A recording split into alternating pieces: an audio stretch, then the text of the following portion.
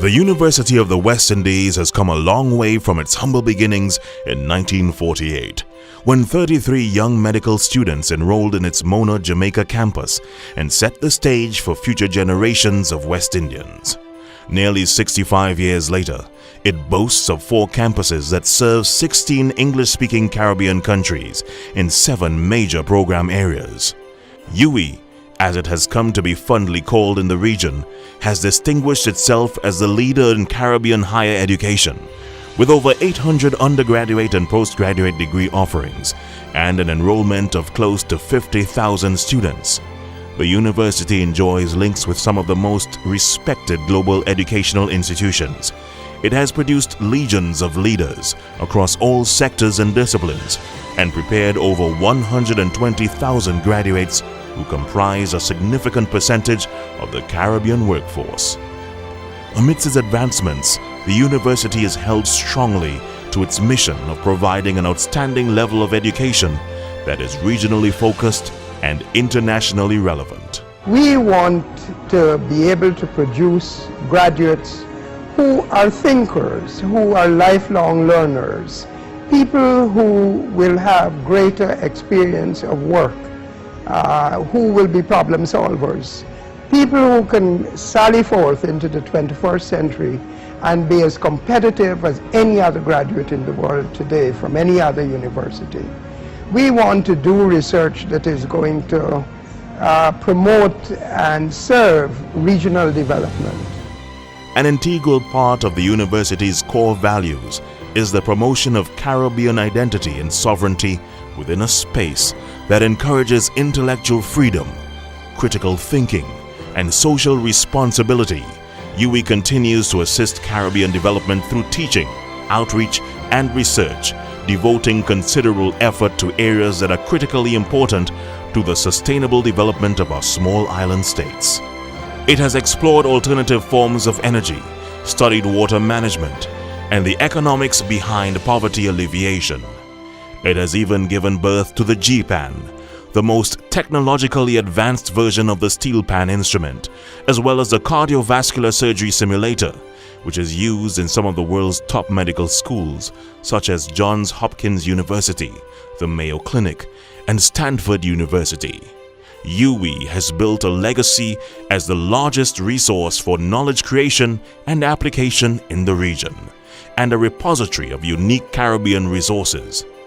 It is a collaborative community that values innovation, embraces technology, and has solidified its place as the regional benchmark of excellence in academia. So there's no doubt that in terms of filling the human resource needs of the Caribbean, we have done well so far. I would congratulate the university on 60 years of service to the people of the Caribbean. That was the reason why we were created, and that must be our leitmotif for the next 60 years and beyond. Just like the region that gave it life, UWI is a diverse mix of ideas, cultures, and people, in relentless pursuit of its vision to be a globally recognized, internationally competitive university that is deeply rooted in all aspects of Caribbean development.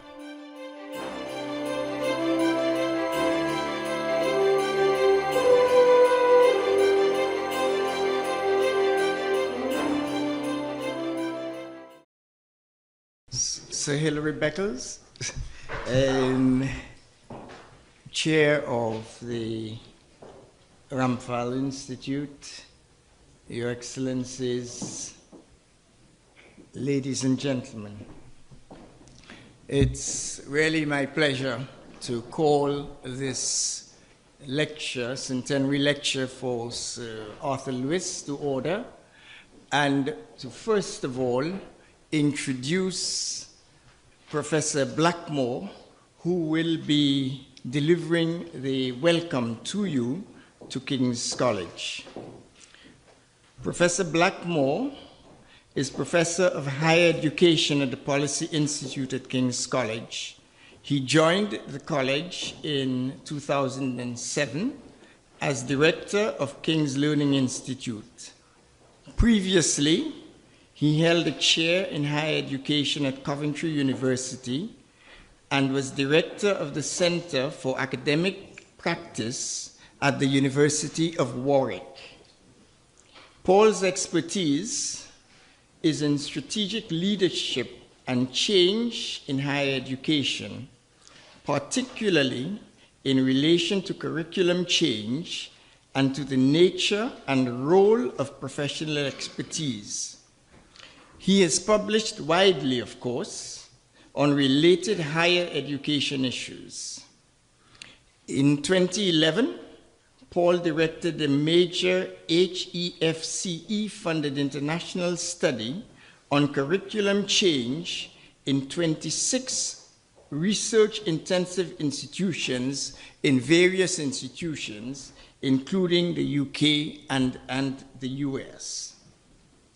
Paul is a member of the Governing Council of the Society for Research into Higher Education and has convened the Standing Conference on Academic Practice for 18 years since its inception. So such a person is evidently very well placed to welcome you to King's. Professor Blackmore.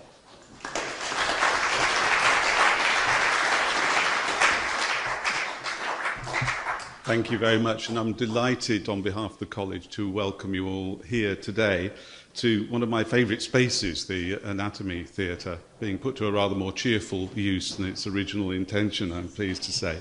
Congratulations also on finding a working lift and getting here, so you have achieved a great deal in just being here. King's is an international university, very obviously from its student body and from the kinds of research and the numbers of international research centres that are here. And it's a home for the Ramphal Institute, an independent body that works for advancing social and economic development, and that is hosting this evening's lecture. And we're also indebted to the British Foundation for the University of the West Indies, a charitable body that funds students to attend the university. Their logo is there. I'm particularly delighted today to welcome to the university Professor Sir William Beckles, Sir Hilary Beckles, who is Vice-Chancellor of the University for the West Indies. The university is the largest and oldest institution in the English-speaking Caribbean world, as you will know, one with which King's already has links and which we would be delighted to strengthen in the future. Sir Hilary is a distinguished economic historian, as you know, having published 10 academic books and lectured very widely across the world. He's just arrived here from South Africa and he's off, I believe, to Jamaica after this. So he has a very busy life and we're very lucky that he has time to be with us today. Apart from his numerous roles for international bodies on social and economic matters, he's also known as a keen cricketer, a founder of a Centre for Cricket Research and a former member of the West Indies Cricket Board. He's setting that great expertise to one side this evening and not talking about that. This evening he's speaking on the economics of black freedom, on reparation and anti-colonial development. I'm pleased now to hand over to the chair of the Ramphal Institute, Professor Patsy Robertson, who'll set the scene for Sir Hilary's lecture by speaking on the life and contribution of Sir Arthur Lewis. Thank you all.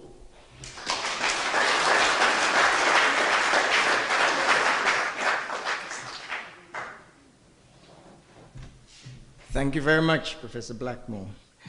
Let me now let you know who Professor Robertson is.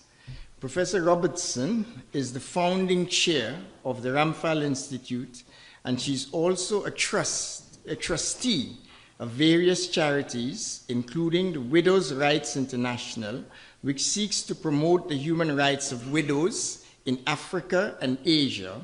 And she's also a trustee of the Thompson Foundation, which trains journalists in over 40 countries. She's also with the Commonwealth Press Union and the British Empire and Commonwealth Museum. Patsy was educated in Jamaica and New York and was the former director of information at the Commonwealth Secretariat and was official spokesperson for the Commonwealth from 1983 to 1994. After the Commonwealth Secretariat, She worked for many years with the UN, initially as a senior media advisor for the 4th World Conference on Women and of course, the Beijing +5 conference. She was with UNICEF for some time, and then she worked with the UN General Assemblies, particularly on the special session of children, which was held from 1991 to 1992. She also, when she was with the UN, she helped launch the UN Security Council's resolution 1325 in the year 2000, which was on women, peace, and security. And it was the first resolution of the UN to address the disproportionate and unique impact of armed conflict on women. Professor Robertson.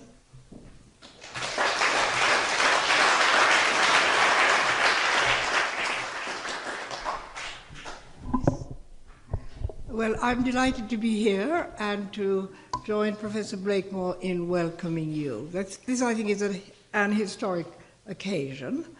I think it's the first time that the issue of reparations will be aired in such a distinguished setting. We are here to mark the centenary of the birth of Sir Arthur Lewis, one of the Caribbean's most distinguished intellectuals of the last century. But before I speak about Sir Arthur, I should like to tell you briefly about the Ramphal Institute, which is the joint host today. The Institute is a not-for-profit organization working in the areas of social and economic policy, governance, and environment, and is an affiliate institution of the Commonwealth. Earlier this year, we were pleased that we were invited to join the Policy Institute at King's College as an integral, albeit independent, research entity. To this end, what we do is we undertake policy research and analysis, and we try to provide advice to governments on how they can make the right policy decisions, how they can access the huge amount of important research being done about development issues, being done about small island states, being done about sea level rise, all the things which affect developing countries in the Commonwealth, and which, as we know, they sometimes do not have the resources, both financial and human, to keep abreast of all that is happening. The Institute, as you all know, bears the name of Sonny Ramphal, Sir Hilary Ramphal, second Commonwealth Secretary General. And we like to think that we will continue to pioneer his courageous work to advance sustainable development and global justice. We have a very distinguished set of trustees, including Prince Bola Abijola of Nigeria, who was on the International Court of Justice, former Prime Minister P.J. Patterson of Jamaica, and Ingvar Carlsson, former Prime Minister of Sweden. Unfortunately, we lost two important trustees this year, Lee Kuan Yew of China and Malcolm Fraser of Australia, both former Prime Ministers. We have put before Commonwealth leaders material recommendations on issues such as migration and development. We worked on agriculture and food security, diaspora and business development, climate change, and we plan to do some work on the new SDGs.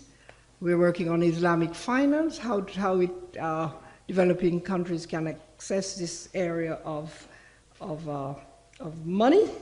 Megacities, most of the megacities of the world are in Commonwealth countries, and we will continue to ensure that they're addressed by Commonwealth leaders. This is a special occasion. Now, I think everybody here will think they know about Arthur Lewis, but he's really a truly Caribbean person. His parents migrated to St. Lucia from Antigua. His wife was Grenadian, and he died in Barbados. He also, that's very important, dying in Barbados. He also spent a great part of his active career in Britain and the United States. Like many Caribbean people who have been successful, his parents were teachers. And as you know, the teachers were the backbone of development education in Caribbean countries. But his father died when he was 7, leaving his mother to raise 5 children on her own. She was a formidable woman, and in later years Sir Arthur wrote of her, and I quote, "My mother was the most highly disciplined and hardest working person I have ever known. And this, combined with her love and gentleness, enabled her to make a success of each of her 5 children." His brother, Sir Alan, served for a time as head of the judiciary and later as Governor General of St. Lucia, and his nephew, Professor Vaughan Lewis, was Prime Minister of St. Lucia for some time in the 1960s. Now, from his very early years, Arthur Lewis was passionate about learning and could almost be described as a child prodigy. He finished high school, having passed the equivalent of what we now call A-levels, or whatever it's called now, at 14. But he was too young to be permitted to sit the exam for the single island scholarship to a university in Britain. So for the next 3 years, he worked as a clerk in the civil service, where he again found himself surrounded by colleagues who were much older than he was. When he was in school, all the children were bigger and older than he was in his classes. And in later life, he confessed that the experience of competing against older students and working with older colleagues imbued in him the determination to succeed whatever the odds. Some years later, when he was old enough, he took and won the Island Scholarship exam for boys. Only one scholarship. It was also a time when one's chances in life depended very much on one's color.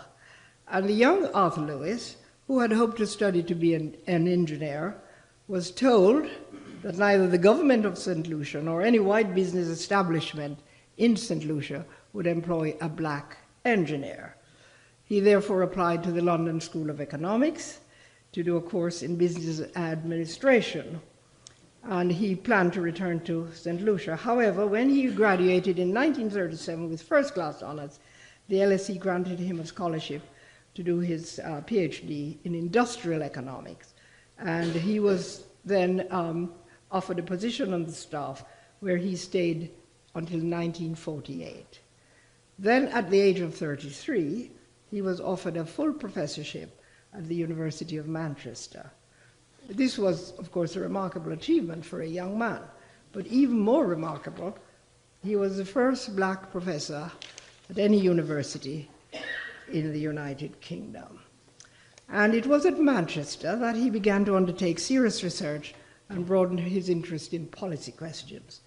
After a few years, he was invited to Ghana by Kwame Nkrumah, the first president, and he was that country's economic advisor, and he worked on its first post-independence 5-year plan.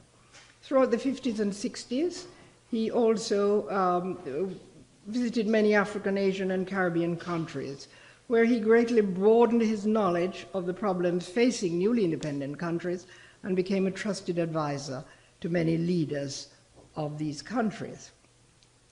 In 1959, he finally returned to the Caribbean as Vice-Chancellor of UWI. And 6 years later, in 1963, he was knighted for his contributions to economics. That same year, he was made professor at Princeton University, where he was again the first black professor, I would imagine, of any Ivy League university in the United States. And he stayed there until his retirement in 1983. In 1970, while still at Princeton, he became the first president of the Caribbean Development Bank. Well, I have to tell you that the entire Caribbean celebrated when he was awarded the Nobel Prize in Economics in 1979. And it is sad that he died on the 15th of June, 1991, a year before his fellow St. Lucian, the poet Derek Walcott, was awarded the Nobel Prize in Literature, which was in 1992. Arthur Lewis is buried in the grounds of a college in St. Lucia that bears his name. Looking back on his life, it is clear that he was not deterred by glass ceilings. His formidable intellect was his sledgehammer. but his most lasting contribution has been to the expansion of knowledge and understanding of economics. He combined an analysis of the historical experience of developed countries with the central ideas of the classical economists to produce a broad picture of the development process. He did not invent development economics, but by applying insight and originality of thought, he brought respectability and focus to this hitherto neglected subfield of economics that had been languishing on the fringes of that mainstream discipline. Sir Arthur did give birth, St. Lucia did give birth to Sir Arthur, but he was a quintessential Caribbean man. But it was to the world at large that he made his greatest contribution, expanding human knowledge and promoting new understanding of the development process. I'm glad that we are here to mark this special day, this special occasion, because he was very important for the Caribbean, and he was very important for young people growing up at the Caribbean. He was someone we were all very proud of.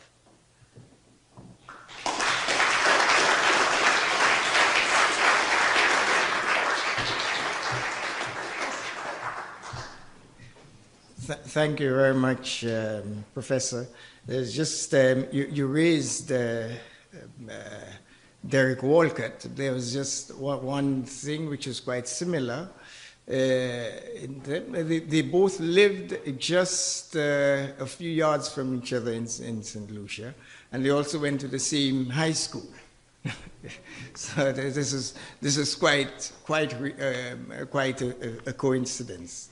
We're now moving towards, as we might say, the pièce de résistance for the evening, and I'll be calling on Susan Belgrave to introduce the Vice-Chancellor. Susan studied languages at the Harriet Watt University and later gained a master's in international relations at LSE. They seem to be coming up quite often, don't they? She worked in the Ministry of Foreign Affairs in Barbados and then studied law at the University of the West Indies. She was then called to the bar in 1989 at Inner Temple. She holds a master's in European law from the Université Libre de Bruxelles, and her early years of practice were at the European law firm of Stanbrook and Hooper. She moved to London in 1992 and specializes in employment and discrimination law at 7 Bedford Row. Susan is recognized as a leading practitioner in her field in Legal 500 and has appeared in a number of high-profile cases, including Verdi versus Metropolitan Police, Amachi versus Wandsworth, and Jarrett versus Essex Council. Susan was head of Equality and Diversity and head of Employment Law at her previous chambers before moving to 7 Bedford Row in 2014. She has served on Bar Council's Professional Conduct and Complaints Committee and is a member of Employment Lawyers Association, where she has chaired working parties preparing submissions on government consultations. Susan is the author of numerous articles on employment law and provides training on diversity for barristers' chambers. She is a trustee of the BF-UWI, and I'm sure before introducing Sir Hilary, she will tell us a little bit more about BF-UWI. Susan.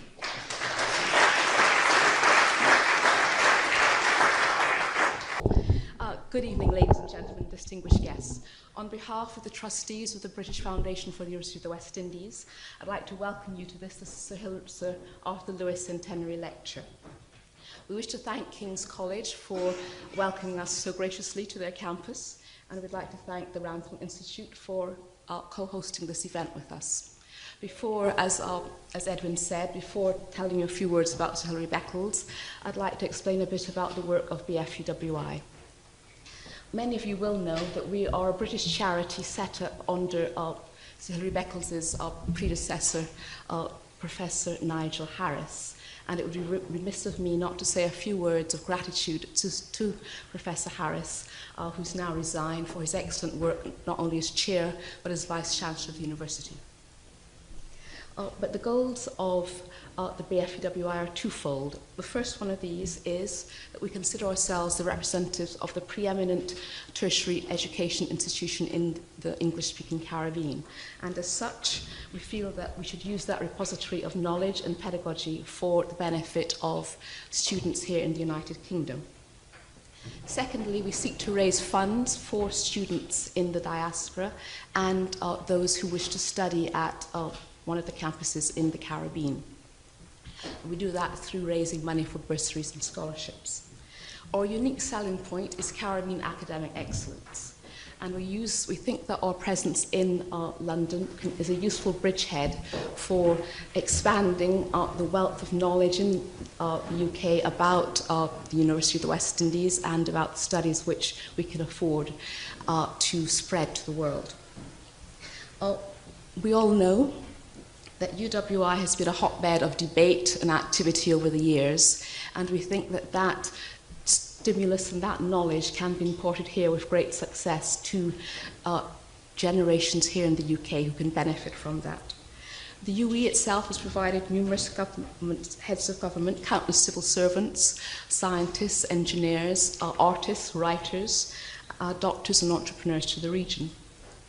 Indeed, excellence in the Caribbean is not confined to the fields of music and sport, as is often thought, but it flourishes in more prosaic areas such as law, for instance, history and other areas. The UWI has acted as the midwife, overseeing the birth of the Caribbean identity, nourishing the intellectual and economic growth of fledgling independent states. And there's no reason why that wealth of experience that we hold in the Caribbean can't be used and transported over here for the benefit of diaspora children. In the UK, BFUWI has launched a series of workshops for students. So we've spoken to students aged 14 to 18 about university choices and careers. We've also spoken to students at university. We have focused the workshops that we have done on STEM subjects and on law, but we hope to roll those out to other areas such as finance, banking and engineering in due course. We have also created the Dr. Eric Williams panel discussions, which some of you may have attended, as a forum for debate on topics that are important to us in the Caribbean diaspora.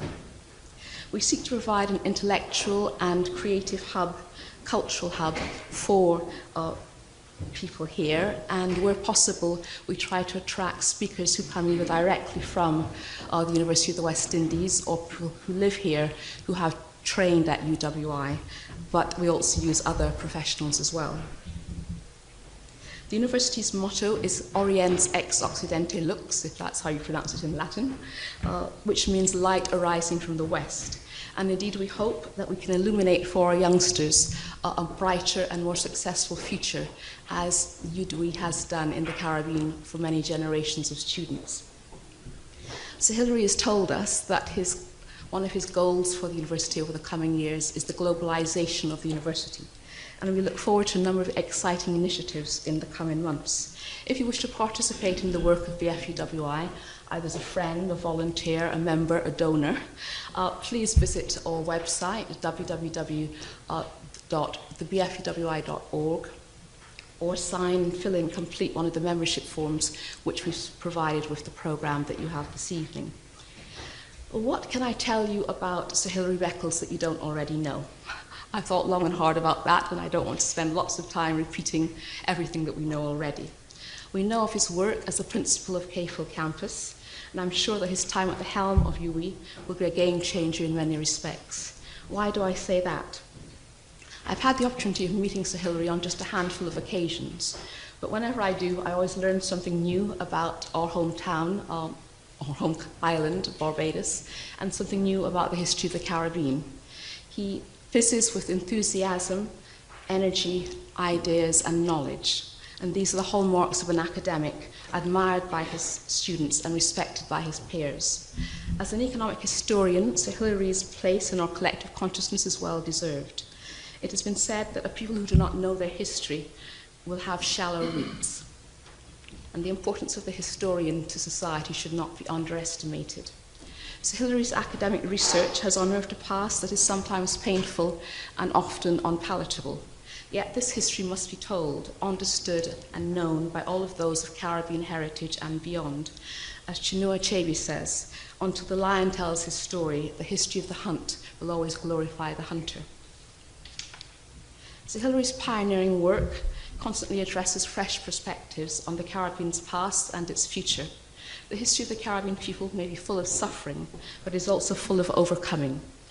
We learn through his writing, his speeches, and his plays about the resilience of the Caribbean spirit.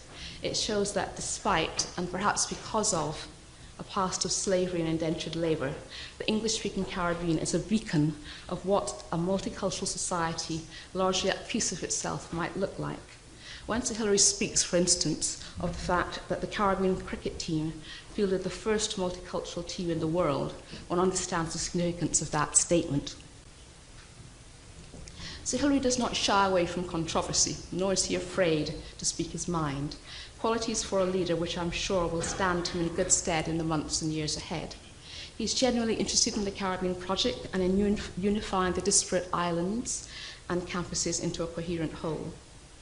His twin passions, as Professor Blackmore said, are cricket and the UWI, or particularly West Indies cricket. There are two institutions of which we can be justly proud, although alas, like the English cricket team, our regional cricket team now continues to delight and vex us in equal measure. I'm sure that if Sir Hilary guides his batsmen, marshals his fast bowlers, introduces some spin, utilises some slip fielders, as well as those at gully and deep mid-on, or you had silly mid-on, his captaincy of UWI will make us all very proud. There's a wonderful symmetry in Sir Hilary delivering a lecture in honour of perhaps his most illustrious predecessor, the first Caribbean Vice-Chancellor of the University of the West Indies. When we conceived of the idea, VFUI, of hosting a centenary lecture in honour of Sir Arthur Lewis, we knew that Sir Hilary was the man for the job. The call for reparatory justice, which Sir Hilary champions today, finds its echoes in the early work of Sir Arthur Lewis himself. I'm sure tonight's lecture on the economics of black freedom, reparation and anti-colonial development will provide new insight into the work of Sir Arthur Lewis and provoke much thought and debate. For those of you who wish to share the debate on Twitter, the hashtag for tonight's event is Lewis100. I know I'll be busy tweeting away.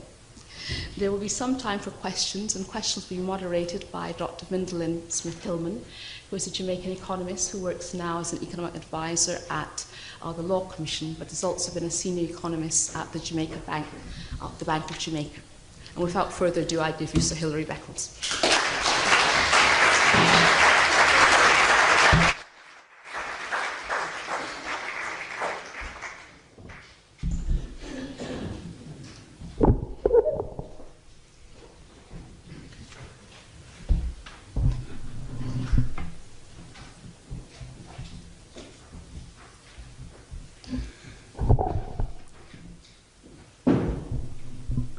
Colleagues of the Ramphal Institute, colleagues of King's College, and colleagues of the BFUWI, friends, good evening, everyone. It is for me an extraordinary honor to be a part of this proceeding. I feel doubly blessed.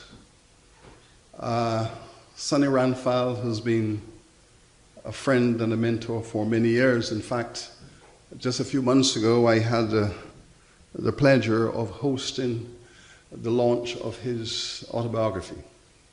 And of course, he was my chancellor, and our friendship goes back some 40 years.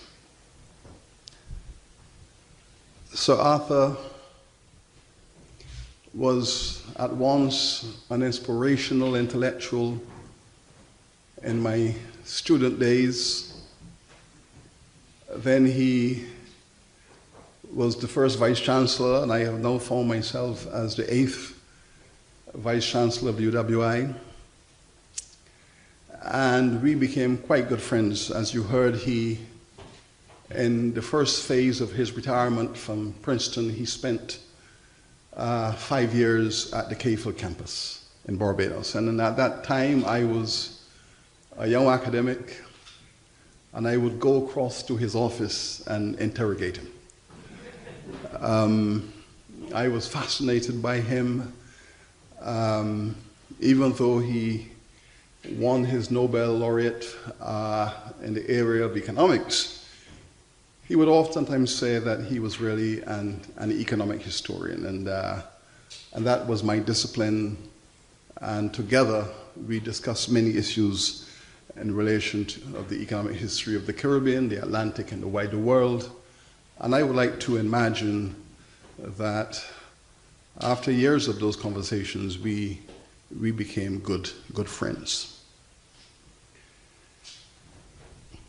Many things have been said about Sir Arthur, his extraordinary intellect and academic career. And I believe that he is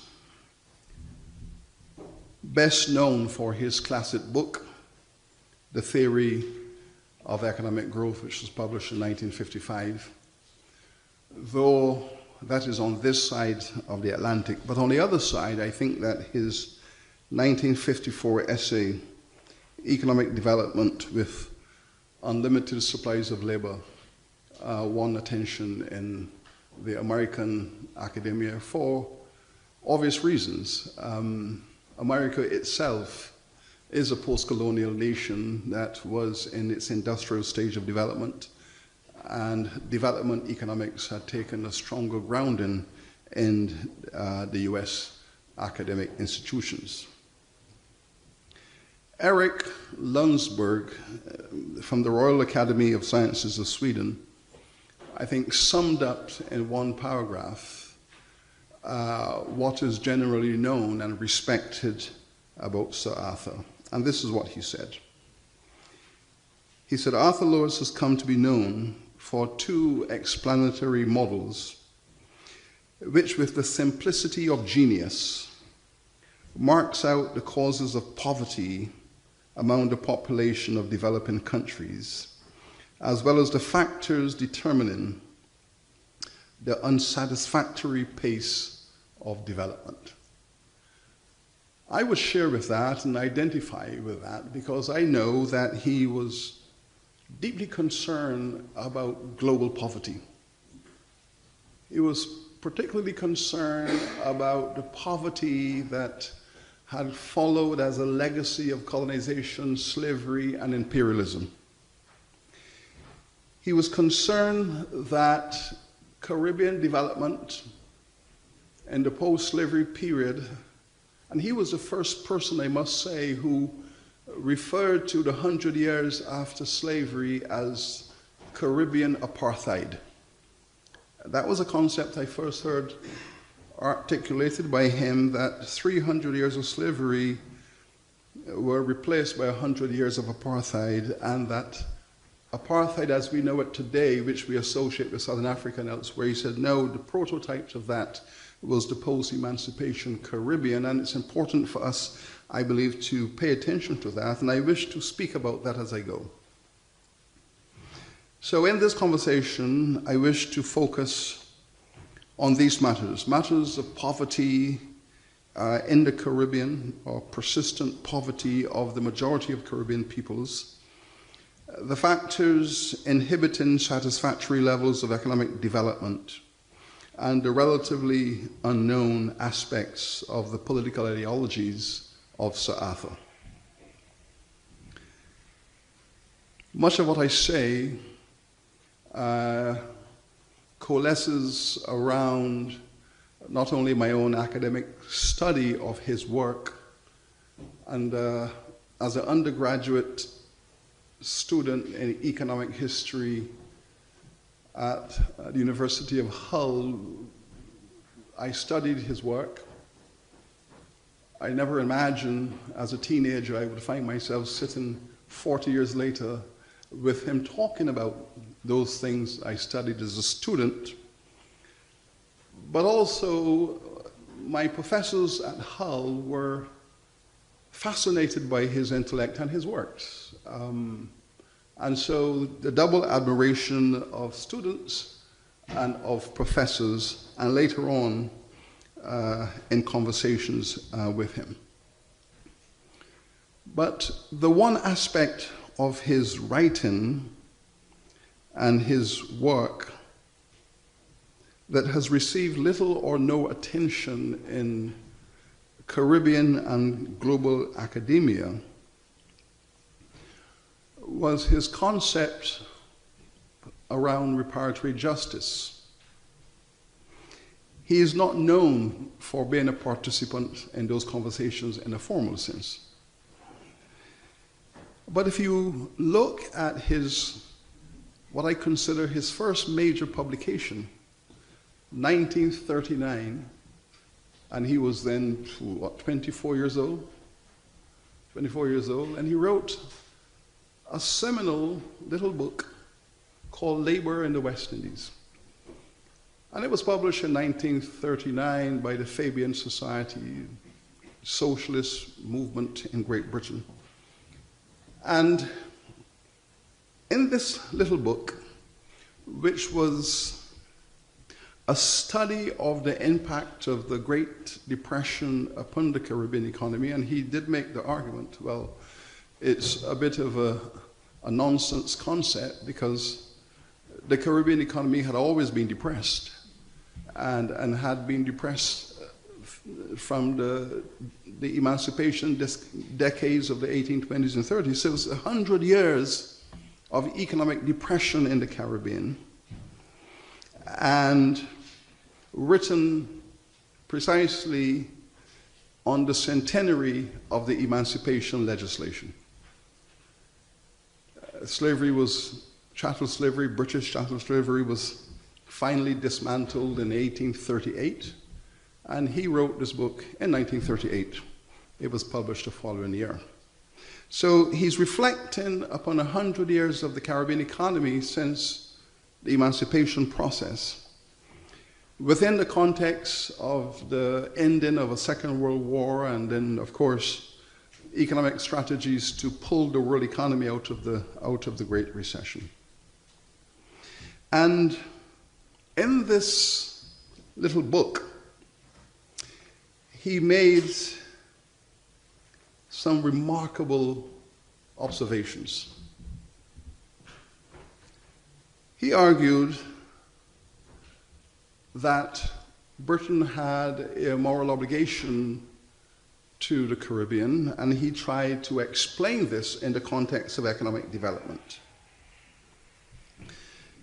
He wrote about the endemic poverty of the West Indies. He linked that poverty to the survival of the plantation economy. Now, though slavery as a system of labor, ownership, and human criminality had been abolished, the environment within which it had flourished, the plantation system, had remained dominant as an economic force in the Caribbean economy. He argued that British colonial policy had emphasized that colonies were not to participate in any form of manufacturing, industrial development, or scientific endeavor, that they ought to remain as extractive sites of production. And the Caribbean were trapped, the islands were trapped within this framework of British policy, that the purpose of colonies is to enrich the mother country by being precisely that, not sites of industrial, commercial, innovative development, but the producer of raw materials. And that in the absence of a modern British view about the Caribbean, he concluded in his pamphlet that Britain had really, in fact, abandoned the Caribbean. He did not describe himself as a Keynesian economics, neither did he describe himself as a neoclassical economist or even a liberal economist, but he would have accepted that he was a socialist with a capital S, and that has shaped his view of the world. But then came what I call the bomb, the post-war bomb of all bombs. Towards the end of his little book, he makes the following statement, and I quote, "And the matter of 200 years of unpaid slave labor is yet to be addressed." Now, the matter of 200 years of unpaid slave labor is yet to be addressed. And that came out of the blue, because throughout the text, there was nothing to suggest that that is where he was heading. He was concerned with a dialogue which the Caribbean colonies ought to have with the Home Office here in Whitehall. He was concerned about assisting the British government to refashion its policy of non-manufacturing production in the colonies, to modernize the notions of the Caribbean colonies as sites of democracy. And those were the issues that concerned him. And suddenly, out of the blue, came this matter as an economist, that the 200 years of unpaid slave labor in the Caribbean has to be addressed. In the UK, there was silence around this concept, as there was silence in the Caribbean. Sir Arthur himself never returned formally to that statement. You search in vain throughout his work for a follow-up commentary upon that expression. And I know of no interview in which he was asked to comment further upon it. He is in no way linked publicly beyond this statement to the discourse on reparations. But yet, in conversation, it was always clear to me that he saw reparatory justice as the center of all of his work. That his economics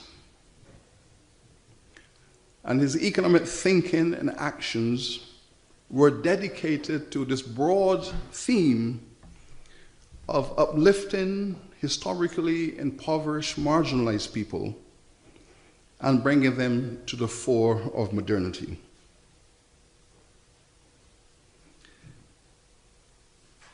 As a student in this country,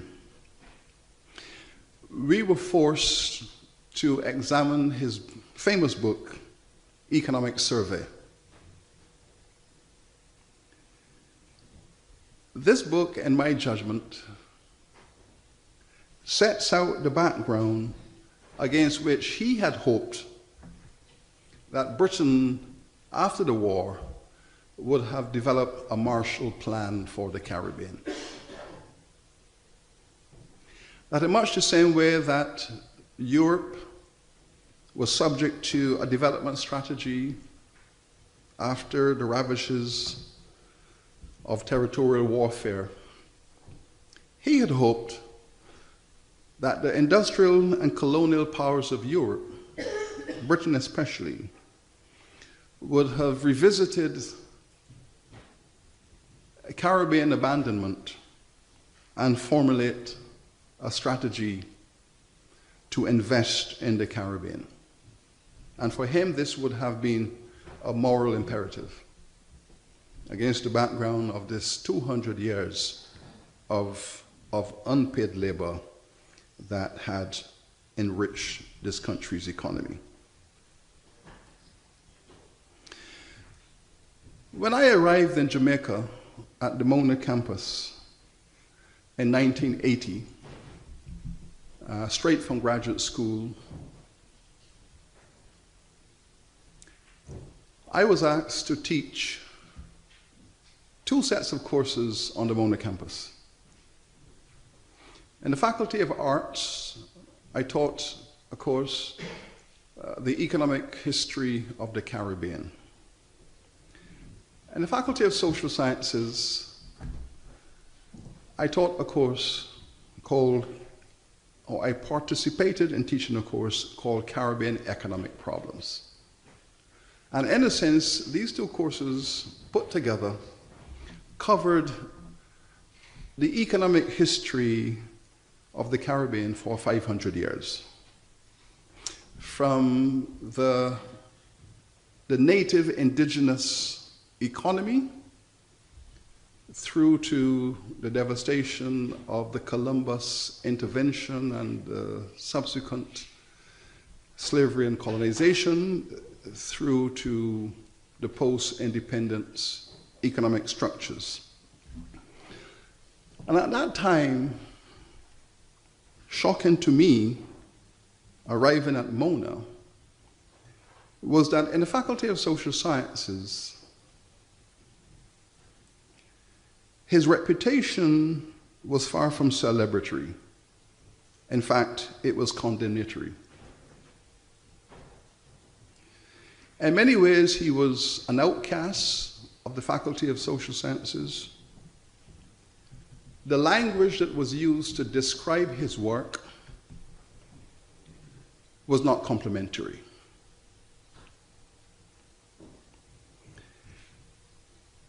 To give you a fair assessment of how Sir Arthur was seen in the social sciences community of UWI at the time, is to imagine the discourse surrounding President Obama at the moment. That while he is a remarkable political leader in so many ways, a significant section of the black community believes that he has let them down. And that divisive conversation which Americans are having at the moment, or that conversation, that discourse about Obama and his legacy, that is the kind of conversation that was taking place in the social science faculty at Mona at the time. And sometimes the language was aggressive, it was unpleasant. And the reasons for this was precisely the popularity and the fame of his seminal essay, Economic Development with Unlimited Supplies of Labor, an essay that won him great acclaim in the Western Academy, but brought condemnation to him in the Caribbean. The reasons for that have to do with the political narrative around the concept of unlimited supplies of labor. The notion that here is a Caribbean world with massive resources of unemployed people, and the most effective way to mobilize the capacity of these millions of unemployed and largely unemployable poor people was to bring Western capital to utilize them. And the politics of that circumstance associated unlimited supplies of labor with notions of black workers as being freely available, cheap, disposable, unlimited in the sense that they could be manipulated by unaccountable Western capital. This concept of free, disposable, cheap, unlimited labor was linked to the legacy of slavery, where the black body for centuries had been conceptualized as cheap, disposable, unlimited, replaceable chattel. The slavery period has been associated with the black body as a unit of labor. The British slave laws has defined the enslaved Africans as non-human and chattel and property.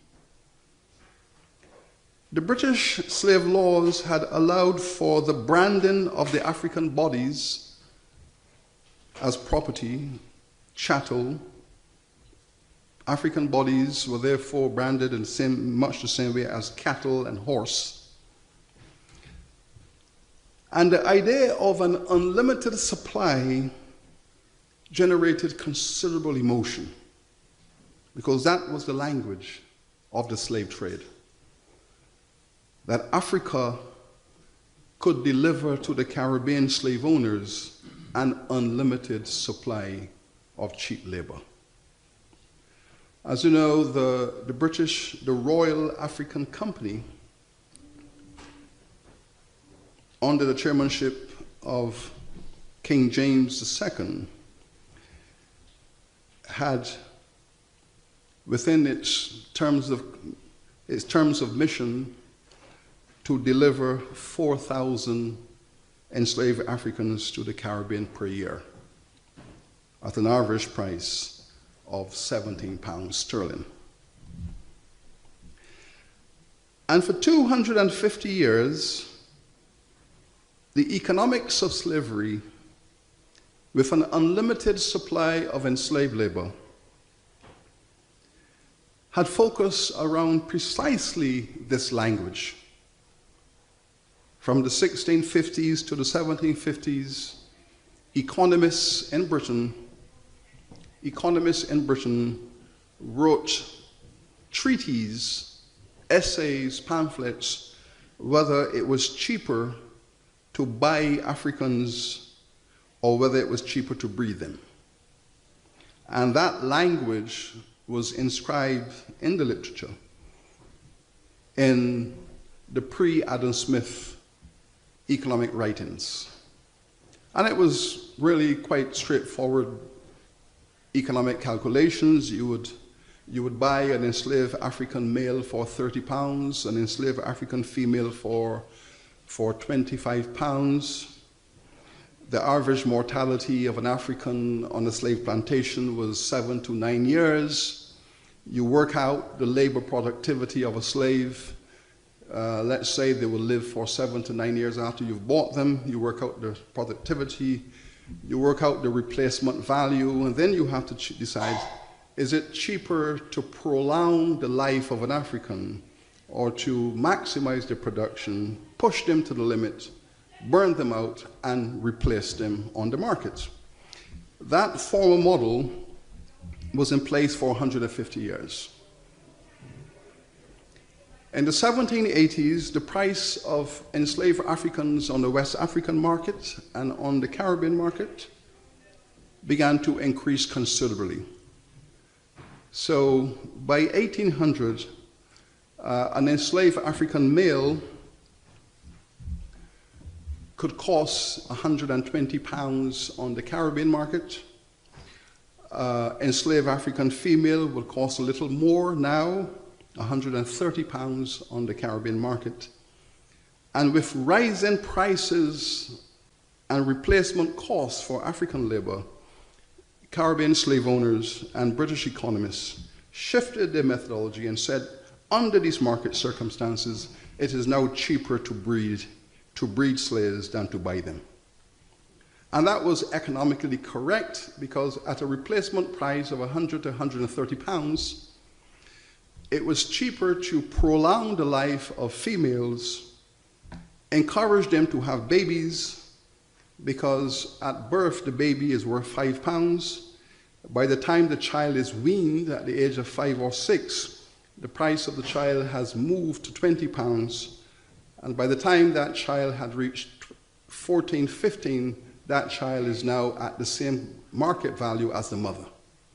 and then you consider the economics of that, which is written out in detail in British economic theory, that if an enslaved woman then produces 5 healthy children, she has replaced her own productive replacement cost 5 times over, and then the surplus is what you call pure profit. So the pure profit of the 2nd, 3rd, 4th, and 5th child would be entered into the accounts of the plantation as capitalization. So the economics shifted away from buying to breeding, and this history within the British Economic Academy had become a part of Caribbean economic history. And it accounts for what we call in the Caribbean the process of genocide, which is why we know that slavery was also a process of genocide. And what do we mean by this? This is not hyperbole. We have to look at the numbers. The British imported 3 million Africans into the Caribbean. Over the process of slavery, the British imported 3 million Africans into the West Indian colonies. So from the 1630s right through to 1807 and a little beyond, 3 million Africans were brought into Barbados, Jamaica, the Leeward, Windward Islands, and Guyana, Trinidad. Virgin Islands, Bahamas, and the other non-sugar communities, Turks and Caicos, Cayman, and so on. At the end of slavery, there were only 800,000 remaining. The question, therefore, is, if you bring 3 million people into a space, and after 200 years, there are only 800,000 remaining, that is a process of genocide. If you take this on a singular basis, Jamaica, the largest market for enslaved Africans, and most of those enslaved Africans taken to Jamaica were brought out of the eastern Nigeria basin, largely Igbo, down the Calabar, through Calabar into Jamaica. The British imported 1.3 million Africans into Jamaica. At the end of slavery, there were only 300,000 remaining.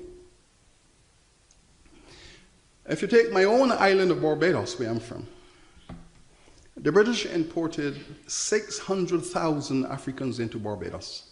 600,000. At the end of slavery, there were 83,000 remaining. The population of Barbados has not yet returned to that. The population of Barbados is now 270,000. It still has not returned anywhere near the number of Africans who were brought into the island. So when we look at the region, British slavery was characterized with a 75 to 80% destruction.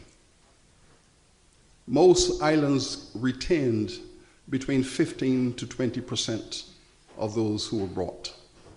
So a 75 to 80% destruction is a process of genocide. So we have now to deal with this legacy. And so when Sir Arthur Lewis's essay, Economic Development with Unlimited Supplies of Labor, was articulated within the politics of Caribbean development, that article, which was his seminal piece, generated a political backlash. And that backlash came from young academics, the young academics within the social sciences community of the university. In 1972, Professor George Beckford published his now famous and seminal work, Persistent Poverty. Persistent Poverty, Underdevelopment, in post-plantation economies. And in this major work of historical research and economic thinking, Professor Beckford demonstrated that it is precisely these legacies of slavery on plantations and unemployment and poverty and imperial neglect and oppression that have made it impossible, with all the goodwill in the world, for these economies to develop. And to develop in the framework in which Arthur Lewis had imagined. He went on to mentor a generation of young Caribbean economists who later became known as the Dependency School, that through the plantation, through this legacy of slavery, through British imperial policy, the Caribbean was fostered into a culture and a mentality of dependency. And it's this economic dependency that is preventing them from being autonomous economic structures that can compete in the global world. And so Caribbean economists stood in opposition to the Lewis paradigm of attracting direct foreign investment to soak up this mass of Caribbean unemployment. Much of the language and the criticism was rhetorical, and I suspect that there were some conceptual issues that were not clear to many people in that conversation. For example, the economic critique of Lewis's work and the positing of the dependency school that the plantation culture had sustained in the Caribbean led to a political narrative that says, and therefore, the Caribbean has to delink from the Western economy in order to find its autonomy and its voice. And thus leading to a political discourse that ultimately led to revolution in Grenada, socialism in other countries. That the delinking had to take place, that if the Caribbean wishes to find the basis of its internal restructuring, energies for development, it must delink from the British economy, it must delink from the Western discourse and find an alternative model of development. That was the politics that followed upon the economics. Enter C.R.R. James in support of Arthur Lewis. Now, again, conceptually unclear, because by now Sir Arthur is labeled as a neoliberal right-wing economist.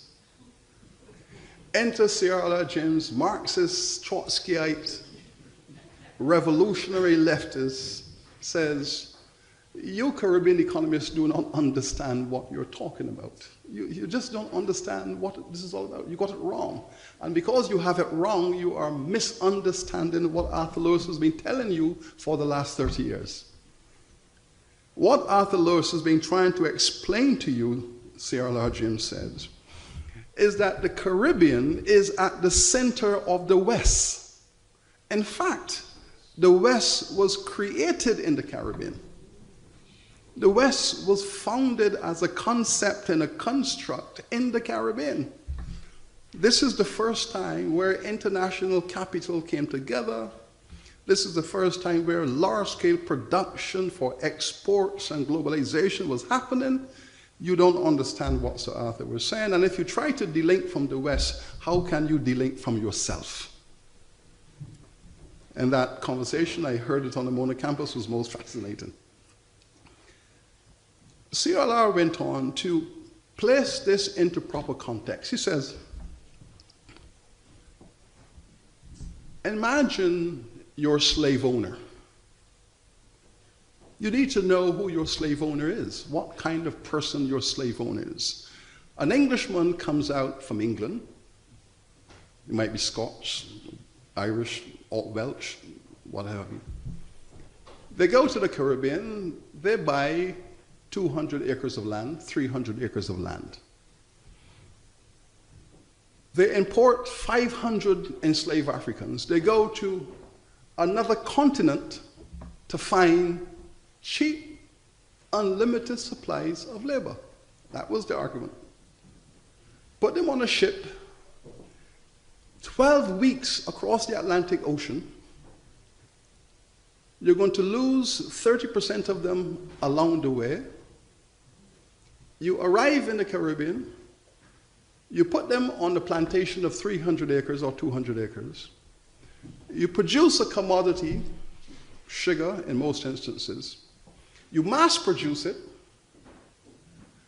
Then you take this product and you sell this product to the world. You make a fortune. You take your surplus capital back to England. You build a castle. You build a great house. You build an estate. And then after you have made that fortune, you go to Virginia and do the same thing all over again with cotton. And from a little Caribbean plantation, this global entrepreneur is ruling the world economy. And these men and women, these slave owners, became the richest entrepreneurs in the world in the 18th century. They were operating on a global scale. They had a global vision. They were the forerunners of today's contemporary multinational corporations. All of that started in the Caribbean. And therefore, James tried to explain to the economists, you need to understand all of this. And if you don't understand this, you will get your politics wrong. And you will get your politics wrong, and then you would end up speaking about communism and one-party states. Now, James would explain that a plantation was a one-party state. A plantation is your classical fascist totalitarian institution, where one man, or one woman as the case might be, has total power over the lives of those people because he or she owns them and could determine if they could live or die, when or how they will live or die. And if, James said, if a political discourse about change does not understand that Caribbean people do not wish to return to that kind of totalitarian fascism, then you will not understand the economics of Sir Arthur Lewis. And those were fascinating conversations. Now, in the midst of all of this, on the Mona campus, the Rastafarian movement was demanding reparations. And their position was very clear. We're not primarily interested in whether Lewis got it right, James got it right, Beckford got it wrong. The 200 years of unpaid labor that Arthur Lewis spoke about in 1939 has to be addressed. And so the Rastafari movement brought the reparatory justice movement back into the conversation while the intellectuals were speaking. And this is remarkable because the Rastafarian movement had picked up on an earlier conversation that had gone on for the prior 100 years. Where do we begin? Let us begin in the 1820s. The British Parliament is debating emancipation. Thomas Buxton, brilliant, extraordinary humanist, philosophically very clear in his humanity, sent to the British Parliament a strategy for the abolition of slavery. The conversation begins in the British Parliament. Buxton argued that the enslaved people of the Caribbean should receive compensation and reparations for their enslavement. Now, I want you to imagine that you are in the British Parliament and one member stands up and says, yes, we must end slavery, and furthermore, these enslaved people must be compensated in terms of reparatory justice. Of course, he was a lone voice in the British Parliament. But he was heroic because he stood by the integrity of his view that the slave owners were criminal exploiters of stolen labor. That was a language that Thomas Buxton used in the Parliament in the 1820s, that the slave owners, and when he said in the House of Commons, the slave owners, he looked around because half of them in there, and he knew half of them in there were slave owners. And not only did he look around, he looked up, because in the House of Lords, the number was even greater. And he said, slave owners are criminal users of stolen labor, and these people have a right to compensation and reparations. And that was Buxton's view from the 1820s right through to the Emancipation Act. But he lost the argument. The argument was won by the other side that said, no, it is the slave owners who must be compensated. And this is now the economics of reparations. This is the beginning of the conversation about reparations. This is the beginning. Because right across the Caribbean, the enslaved people were also expressing their view. If you read the newspapers of the Caribbean newspapers of the 1820s are filled with letters written by enslaved peoples. They are filled with letters and memoranda written by enslaved people saying, yes, we know the British government is talking emancipation, but we want compensation for our enslavement. So we have in the records of the Caribbean the voices of the enslaved people demanding reparations. So if we want to capture the beginning of this reparations discourse, we can capture it through the writings of the enslaved people themselves. And they were saying we need reparations. The British government, the majority, said no, we are going to pay reparations to the slave owners. Now, I want you to follow me through this, because at the end of this point, I'm going to make a general statement. The British government did a market assessment of the enslaved African people in the Caribbean. The 800,000 enslaved Africans that had survived from the 3 million imported were valued at 47 million pounds. That was the replacement cost ad valorem of the 800,000 Africans in the Caribbean. The British government decided that they were going to pay compensation, reparations to the slave owners, because the state, through the Act of Emancipation, was taking away the private property of citizens. And any government that is going to appropriate the private property of citizens, under private property law, the state has to give fair and equitable compensation to those owners of property. And therefore the government, the British government, decided on 3 fundamental steps. The first step the British government had to decide is to affirm that enslaved African peoples were not human beings, but property. You see, that's the first step you have to take, because you have already decided you're going to pay property compensation. So if you're going to pay property compensation, first of all, you have to establish in the legislature the fundamental point, yes, these 800,000 Africans are not humans, they are property. And after you have deemed them as property, the legislature is now going to direct the executive to make preparations through the Treasury for the payment of compensation. And the state decided that they were going to pay 20 million pounds in a grant to the slave owners as property compensation. But the government had already determined that the 800,000 Africans were worth 47 million. So if you have placed a market value on them at 47, but you're going to give 20 million in compensation, what about the remaining 27 million?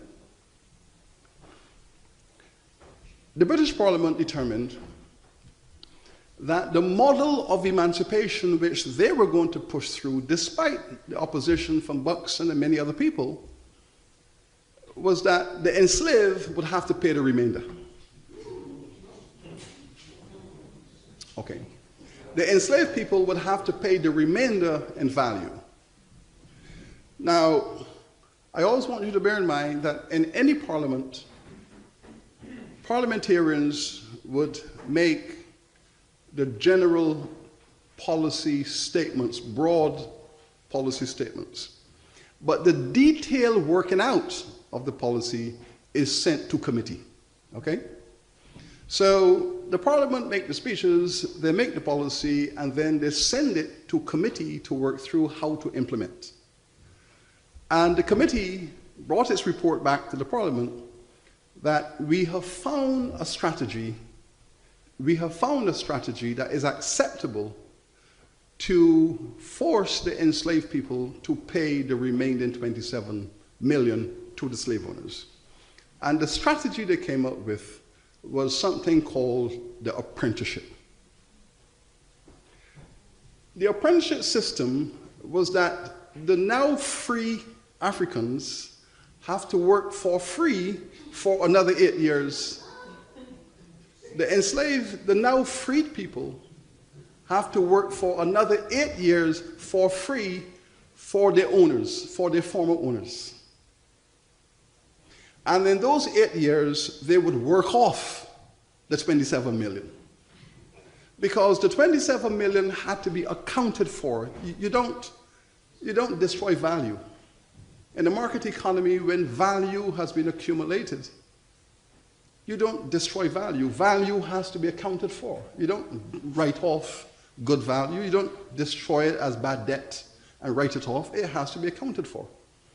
So the apprenticeship system was legislated into the Emancipation Act, that the now free people were worked for free for 8 years for their former owners. And in that way, the slave owners would get 8 more years of free labor out of the free people.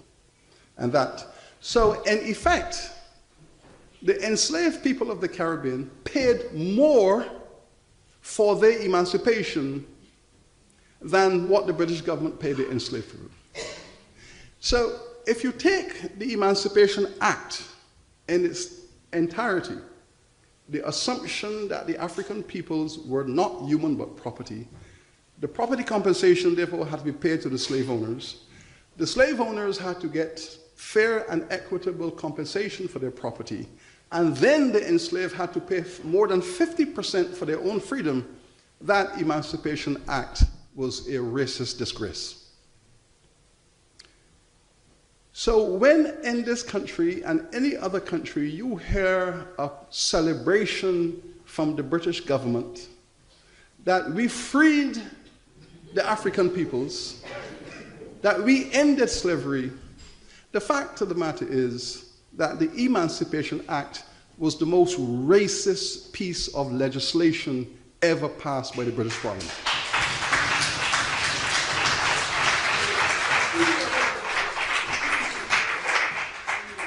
And it was the most racist act ever passed by the British Parliament precisely because it was the first time that the British government actually agreed and approved and legislated that African peoples were not human beings.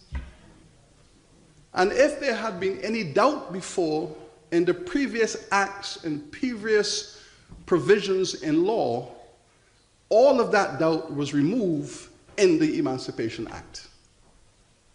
And therefore, that is why we say that the Emancipation Act itself is the basis of reparations, because in that act, the British Parliament denied that African peoples were human beings, and that was a crime against humanity in itself.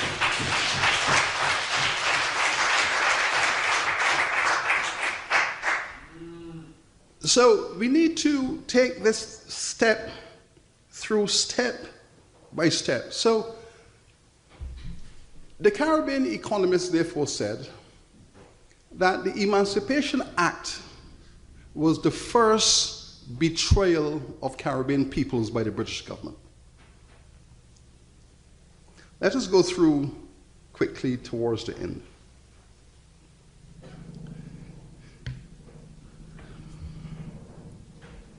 We move to the Centenary of Emancipation. We move to the Centenary of Emancipation. The Rastafarian movement, the Marcus Garvey movement had made it clear where the history and the economics would co-join. Then came the independence movement. Caribbean is rising up against 100 years of apartheid. If the intention of the British government in passing the Act of Emancipation was to free the African peoples, they would not have replaced slavery with apartheid. When I was a child growing up in Barbados, as late as the 60s, there were still communities on the island where black people could not go. The island still carried communities that were racially segregated. If you consider the cricket, and I always have to work cricket in,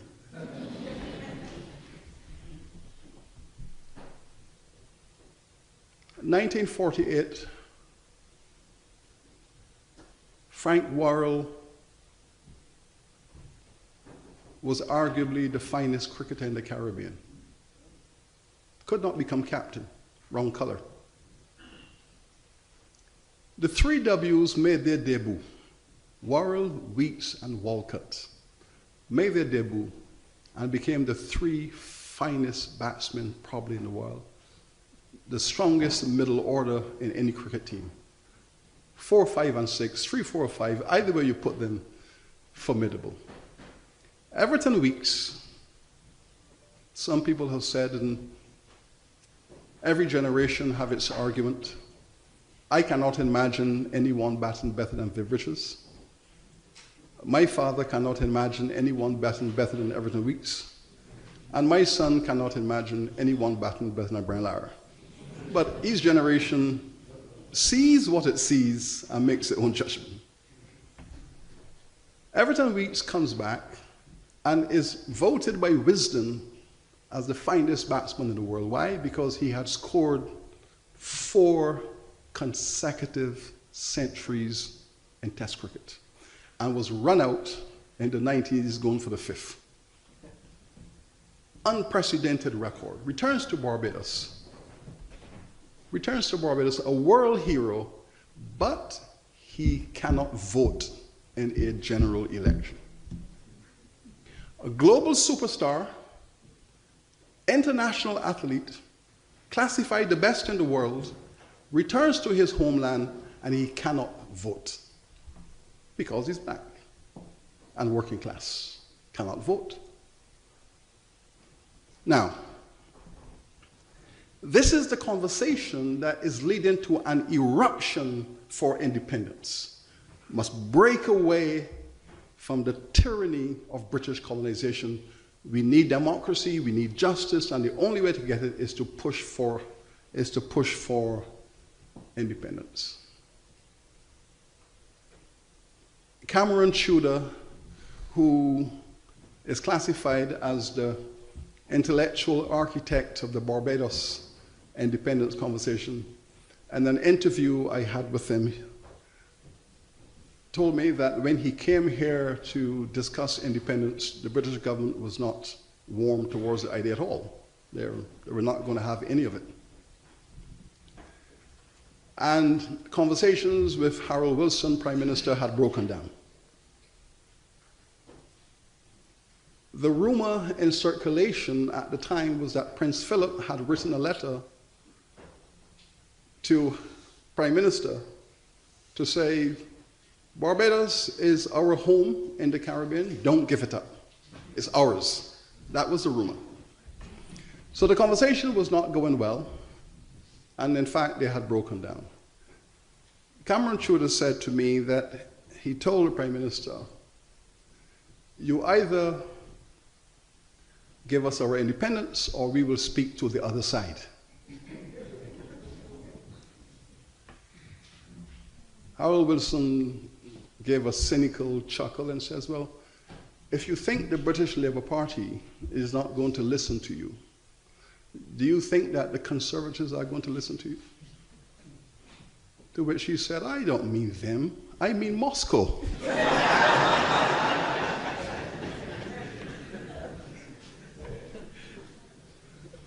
To which Prime Minister Wilson said, but they don't play cricket in Moscow. And to which he replied, we will teach them. But we entered into the independence without a reference to the reparations. That we discuss Jamaica, Guyana, Trinidad, right through, we discuss the independence we want to break away, but the reparations issues was not placed on the agenda because our leaders believed genuinely that they could take these colonies, convert these colonies into nation states, and build sustainable democracies out of the rubble of colonialism, that they could do it. They were confident they could do it. And therefore, they did not discuss reparations. They wanted nothing. All they wanted was their freedom, and we're out of here. So, Dudley Thompson of Jamaica, who had been a reparations champion all along, and who had traveled extensively through Africa, mobilizing political support for reparations, and who was an advisor to Kenyatta and the Mau Mau movement, had persuaded Chief Abiole of Nigeria to organize a global reparations conference, which was held in Abuja. And Dudley Thompson went through the Caribbean insisting that reparations ought to be built into the independence narrative. None of the premiers agreed to place reparatory justice inside of the independence conversation. It was not placed on the table. And it's important to note that no Caribbean premier had opted to place independence before the people in a referendum. And you might very well wish to know why. Why is it that no Caribbean premier, all the oppositions in Barbados, the opposition Labour Party says, put it to referendum. In Jamaica, they said, put it to referendum. In Trinidad, they said, put it to referendum. Eric Williams, Errol Barrow all say no referendum. Why? Because they all feared that the majority of people would have said no to independence.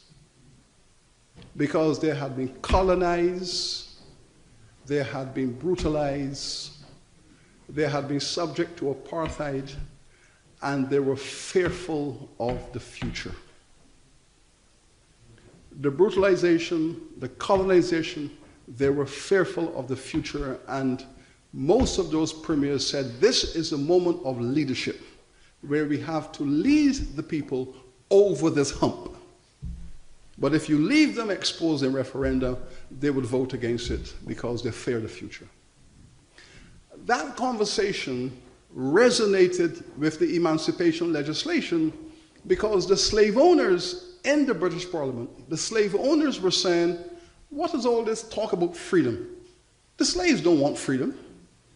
Now, when the slave owners were saying the slaves don't want freedom, They knew something and were prepared to say it, that we had so brutalized these Africans, we had broken their spirits, we had oppressed them, we have done all the criminal things to them.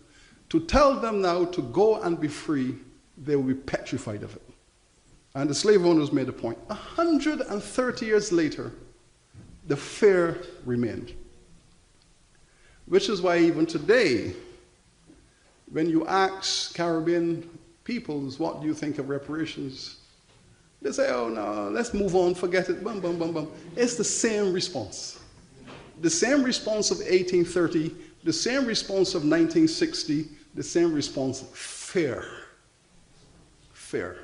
Now, so Dudley Thompson said that the best way to understand what the Caribbean premiers did, the best way to describe what they did at independence, is to imagine a woman who had been brutalized and terrorized by her husband for 40 years. Her husband had brutalized her, demeaned her, oppressed her, and she's struggling to deal with this. Each time she stands up for her right, her dignity, she's slapped down. Each time she says, I am a human being, slapped down. And this is what has been happening from emancipation. In the 100 years after emancipation, over 25,000 black people in the Caribbean were massacred by the British government. 25,000 black people in the 100 years after emancipation were massacred by the British government for demanding freedom. So if you pass an act of emancipation, and then the people want freedom and justice, and each time they're organized to get it, you send the troops and you massacre them, what is your concept of freedom? Just recently, the Jamaicans were celebrating interesting theatrical presentation on the 1865 massacre at Morant Bay in Jamaica. Classic case of how power works. Slavery is abolished 30 years. The slave owners of Jamaica are trying to retain the ex-slave community. The Jamaican formerly enslaved people are saying, under no circumstances we are working for you.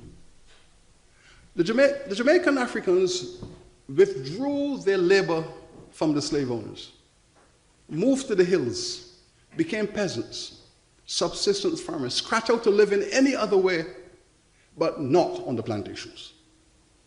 If you want to read some details of this, you read the correspondence of Lord Harewood, the current Earl of Harewood. Their plantation in Jamaica, Williamsfield, was their big Jamaican plantation. The records of Williamsfield workers, one of the women said, I rather take my children and throw them in a well before they work for Lord Harewood. So this withdrawal was complete. Each place the Africans go to squat on land, to carve out a living in the hills, in the mountains, on the side, abandoned property, they squat. And finally, the British government sent in the troops and massacred the Jamaican peasants at Morant Bay. Governor Eyre got the instruction from Whitehall to shoot them down. That was an act of mass murder.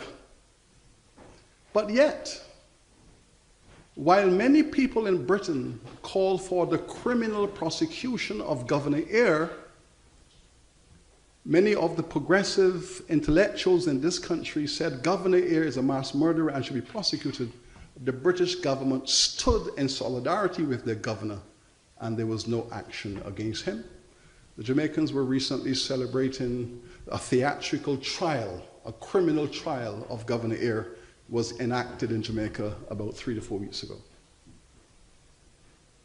Now, these black people who were massacred in Jamaica, in St. Vincent, in Barbados, right through the 19th century. Against this background, we entered into independence, where each time the workers rose up, and remember, there were workers' rebellions all through the West Indies in 1930s. Starting in St. Kitts, 1934, spread right through Barbados, 37, Jamaica, 38, right through the Caribbean in the 30s, the workers of the Caribbean rose up demanding an end to the colonial reality. What did the British government do? The British government sent in the troops and massacred Caribbean peoples right through the 30s. Right through the 30s. Trade unions, public radicals, people who stood up against colonialism were shot down in the streets of Port of Spain, of Bridgetown, and Kingston. Against that background, you can imagine that the people themselves would not want to rush into independence because the fear of the military might of the British government was always in the back of their consciousness, the reprisal. That fear remains. And so Dudley said, imagine then the woman finally found the courage and the strength to say to this tyrannical partner, to hell with you, I am finished, I am out of here, I am gone. And she goes. And off she goes and celebrates her freedom. But while she's celebrating her freedom, her liberation from this tyrant and this brute, she has now consigned her children into poverty because she did not get a lawyer to negotiate her right and her children's right to a share of the mutually accumulated property. So she celebrates her freedom. She's a free woman after all of these years of brutality. She walks with her head up in the air, but now her children are consigned to poverty. Meanwhile, the brute goes and marries again. He goes and he joins the European Union. And then he says, well, all of that history, that marriage and that history, oh, that's in the past, get over it. That marriage, you and your children, and I have a new wife now, I don't have time for that. That's in the past, get over it. What is happening now in the Caribbean is that the children are saying, hold on a minute. Daddy, we want our share of the profit that you and my mother produced together. That's what it's happening. That is really, in a nutshell, that is really what the reparatory justice movement is saying. It is saying, the children are saying, our mother didn't get a fair deal. We have been disinherited. We have been dispossessed. It was an act of immorality what you did to our mother. That was wrong. We want our share and we want justice. And we want to reopen that conversation because it was imposed violently. We were not a part of the conversation. We were not a part of the negotiation. We wish to discuss this. And that is really what the younger people are saying in the Caribbean today. Reparatory justice has to be a part of this. You can look at it multiple ways. But what we do know, that in the Caribbean today, poverty is on the increase. Poverty is on the increase.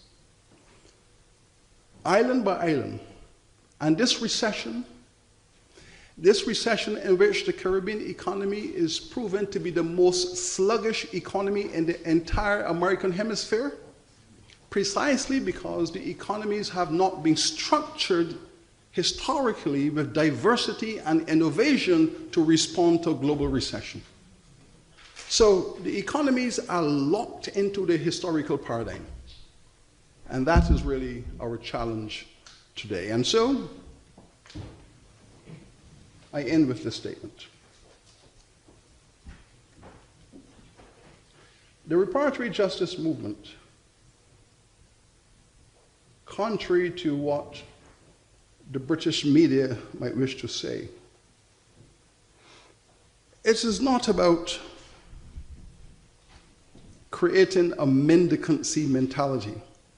Caribbean peoples are not begging the British people for anything. This is not about mendicancy and subjection and reduction of pride and dignity. What the Caribbean people are really saying to the British government and the British society is simply this. This mess that you have created in the Caribbean and left behind, come back and participate with us in removing it. That's all they're saying. You have a legal moral duty to clean up this mess that you have left behind. If you take our largest society, Jamaica, when the British gave Jamaica its independence in 1962, Britain took Jamaica from Spain in 1655 and ruled it from 1655 to 1962. Jamaica was the most profitable slave plantation economy in the Caribbean at the end of the 18th century, generated immeasurable wealth to the British economy and peoples. When Jamaica became independent, 80% of the black people in Jamaica were illiterate. 82% of the Jamaican people at independence were functionally illiterate.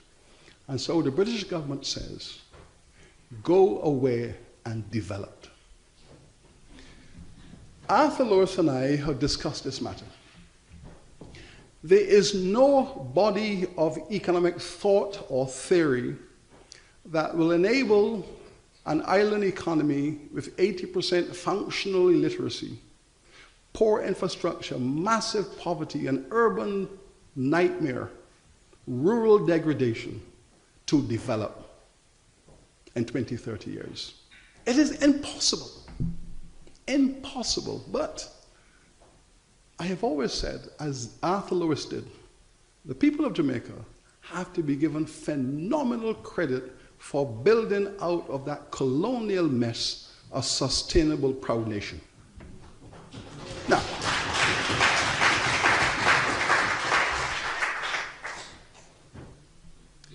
but having built a sustainable, proud, and independent nation, and no one can say that the Jamaicans are not proud of their achievements. They are, and ought to be celebrated on multiple fronts for what they have done. Britain owes Jamaica an education investment to uproot the persistent challenges of public education in Jamaica so that Jamaica can be on its way. And that's all Jamaica needs right now. In my judgment, Jamaica just needs a massive investment in its educational structure to uproot the functional challenges of proficiency, and Jamaica is on its way to a developed nation. Britain owes that to Jamaica for the wealth it extracted out of Jamaica in 300 years. In Barbados, where I'm from, Britain's first slave economy, Britain's first experiment with slavery, it was in Barbados that the British demonstrated that you could bring Africans onto an island, put them on a sugar plantation, brutalize them, drive them into chattel slavery, and make a profit. That was the model. It was first practiced on Barbados. After Barbados proved successful, it was then pushed into Jamaica, the Leeward Islands, and elsewhere. That was the case. That was the model. The Barbadian Africans were the most terrorized of all the Africans in the Caribbean. They were the most terrorized, comparatively speaking. A small island, 600,000 people brought there, no mountains to run to. At least in Jamaica, the African man can hit you on the head and run to the hills and go up in the hills and chill. In Guyana, lick them on the head and hit the forest. And Belize, hit the forest. In Trinidad, hit him on his head, go into the swamp, live with the snakes and survive. But you were able to create an alternative value system based on freedom. The Maroons of Jamaica lived as free people for 200 years. In Barbados, there was no place to run, to hide. And on top of that, the British government built their imperial garrison on the island. So to defend the British islands from the French and the Dutch, they built a garrison on Barbados. 10,000 professional soldiers stationed right there in your face every day. But even in 1816, when the Africans in Barbados revolted, who defeated them? Not the slave owners. The slave owners ran into the fort and hid. The professional soldiers of the garrison came out with their cannons and they mowed down the Africans in Barbados. 1,000 in 2 days. Put them back into slavery.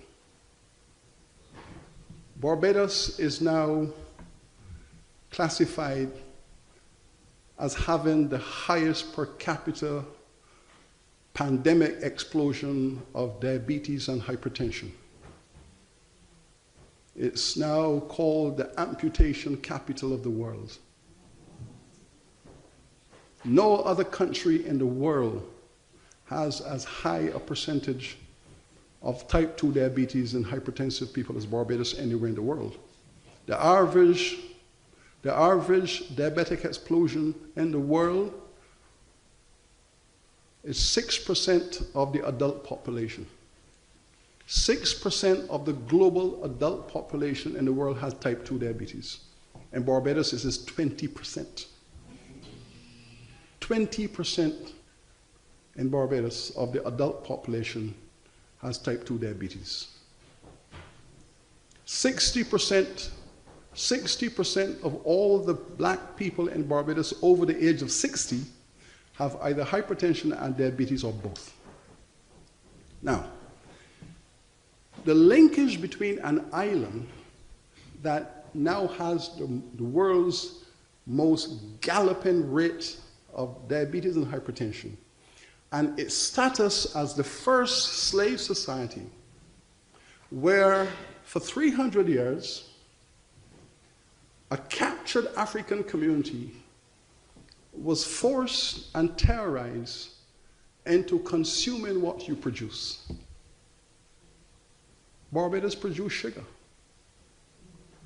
The people were socialized and culturalized into consuming what you produce. For 300 years, the people on Barbados consumed sugar and salt and sugar and salt as their normal diet.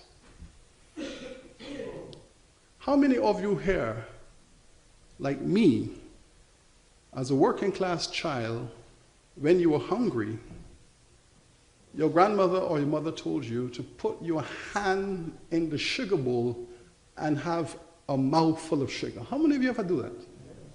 That's how we grew up. Put your hand in the sugar bowl and have 2 handfuls of sugar because you don't know where your next meal is going to come from.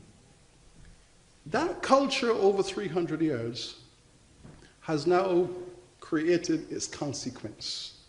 And now we have these challenges.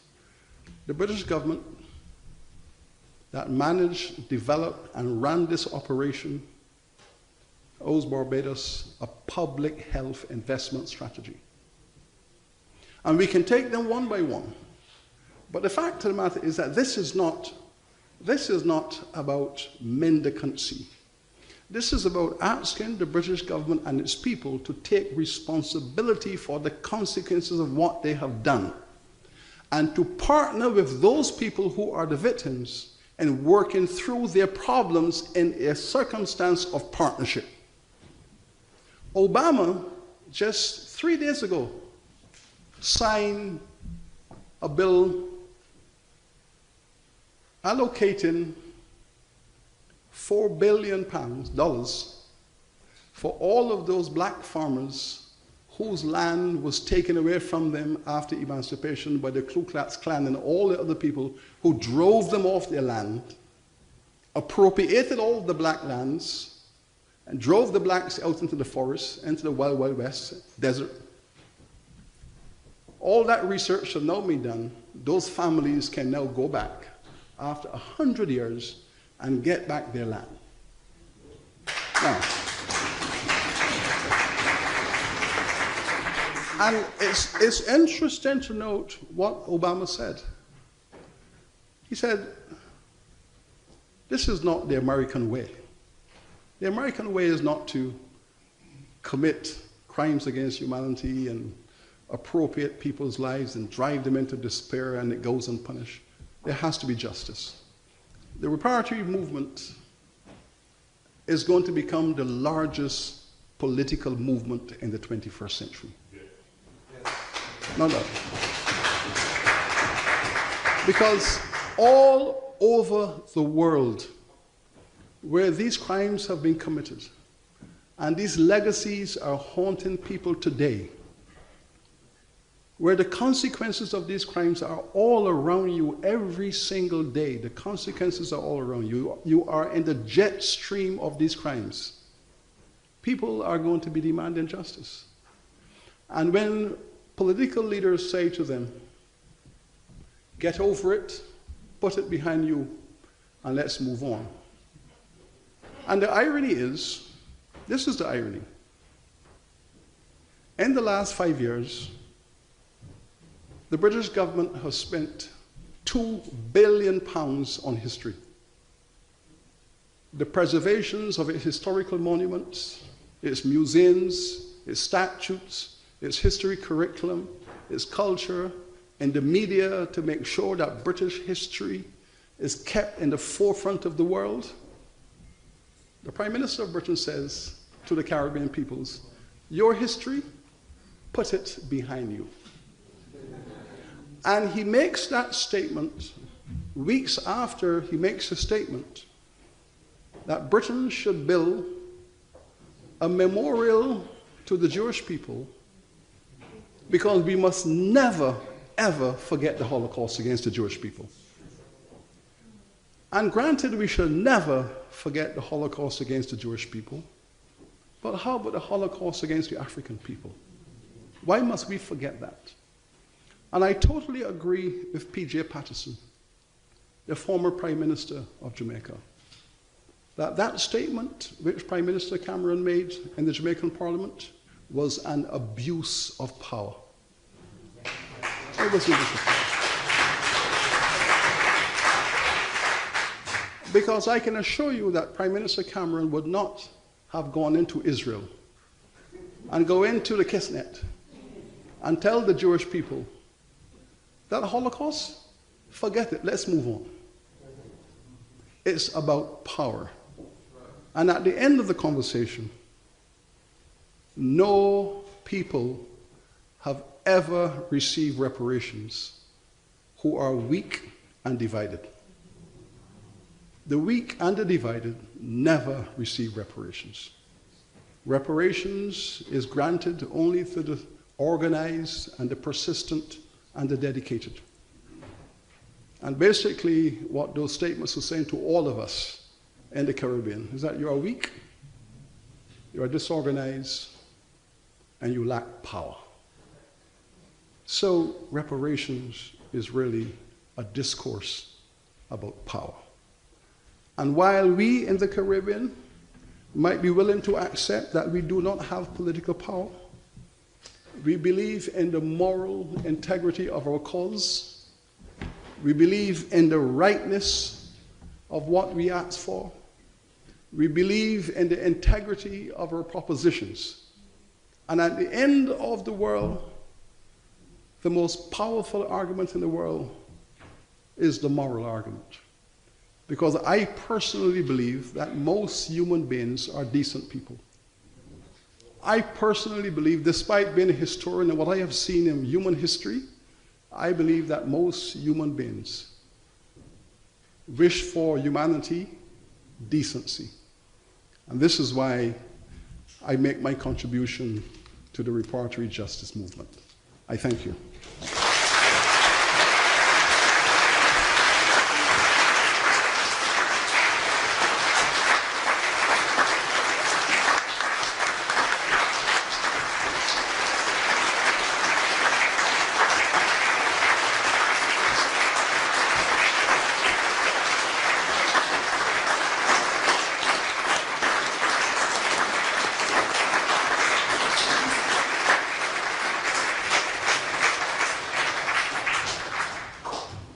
Well, there's no need for me to say anything after this.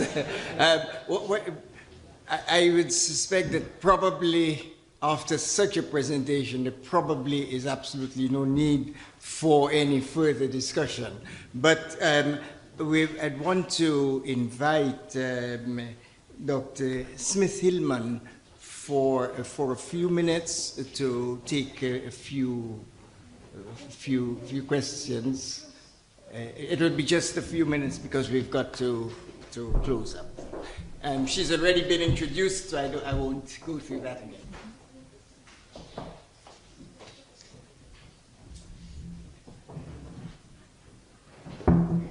We probably have time for around 5 or 6 questions. Could I ask the speakers to identify themselves and to be concise in their questions? Just before you start off, if I could take the liberty of being the moderator to just say to Sir Hilary, what you didn't say to us was that some 150 years later you returned to the scene of the crime where Sir Thomas Buxton had been as chairman of the Reparatory Commission, the CARICOM Reparatory Commission, and you addressed the House of Commons, and I wondered if you could perhaps just tell us a few things about how that went.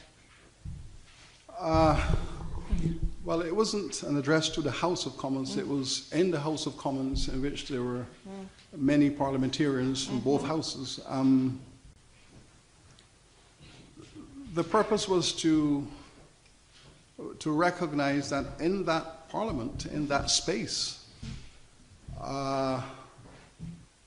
the legislation that defined African peoples as property and non-humans, and the legislation that enforced that reality for 200 years, the legislation that came up with a dastardly act called the Emancipation Act, which has been so fundamentally misunderstood and misread and used as propaganda in so many places to good effect, that this same parliament and this same building has a responsibility to do justice to the world. And so what I did was to urge the people who occupy that space called the House of Commons to rise up in their humanity and do the right thing by saying that the Caribbean peoples are entitled to a relationship and a partnership that has value in the 21st century, in which reparatory justice is a part.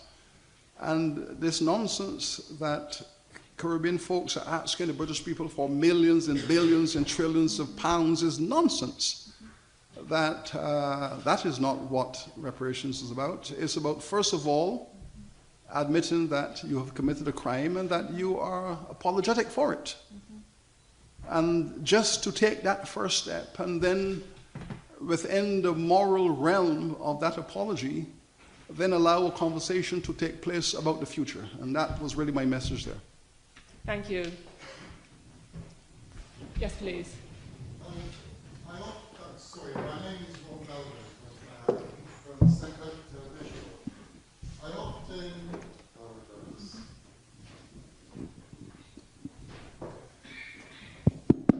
Hello. I could never beat Usain Bolt in a race, but I often feel as if I'm in a race where the other runner has started from the 90-meter mark and I'm back at the start.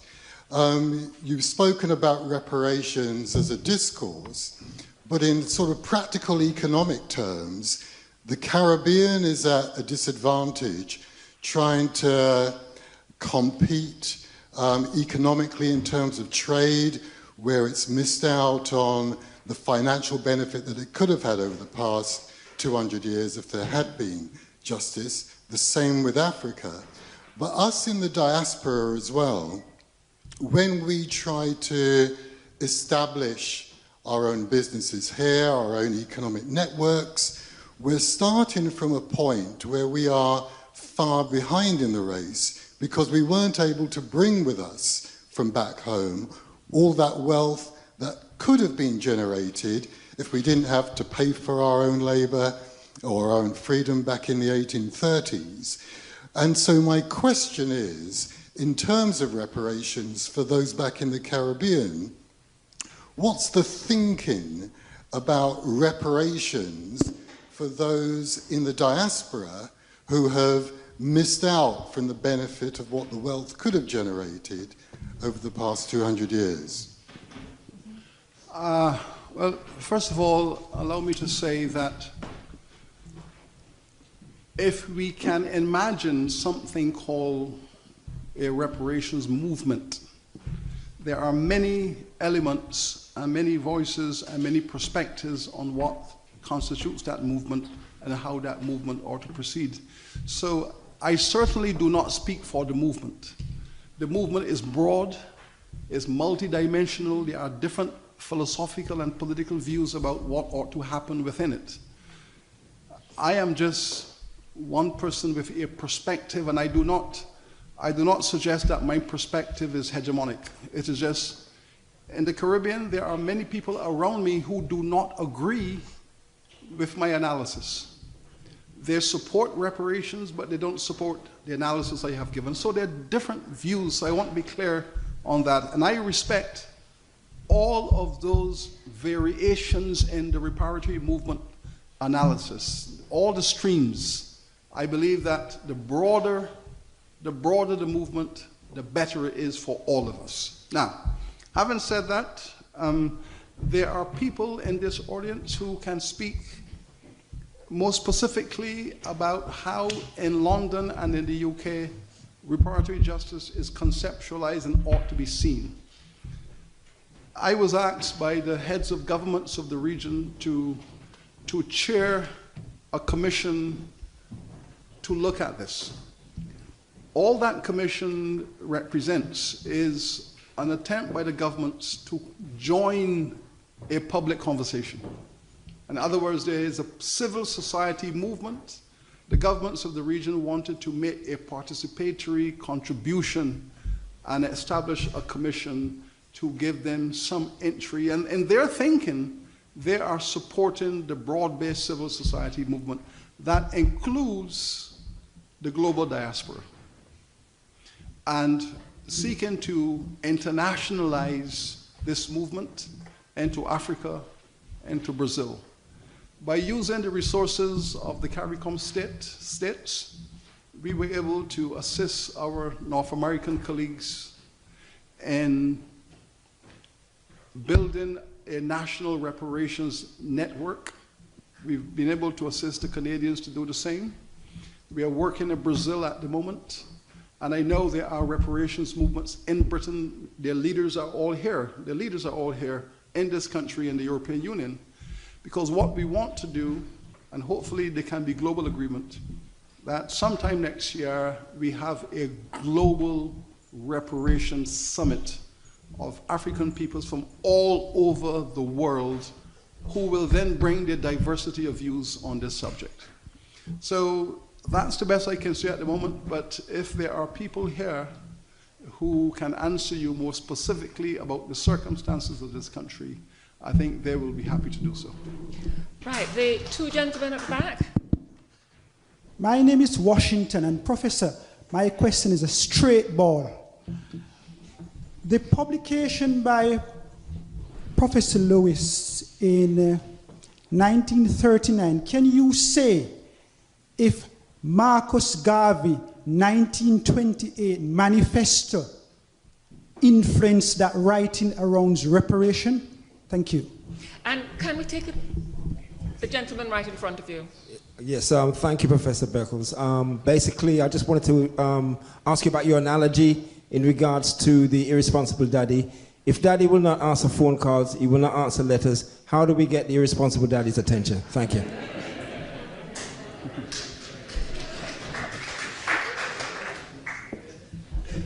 I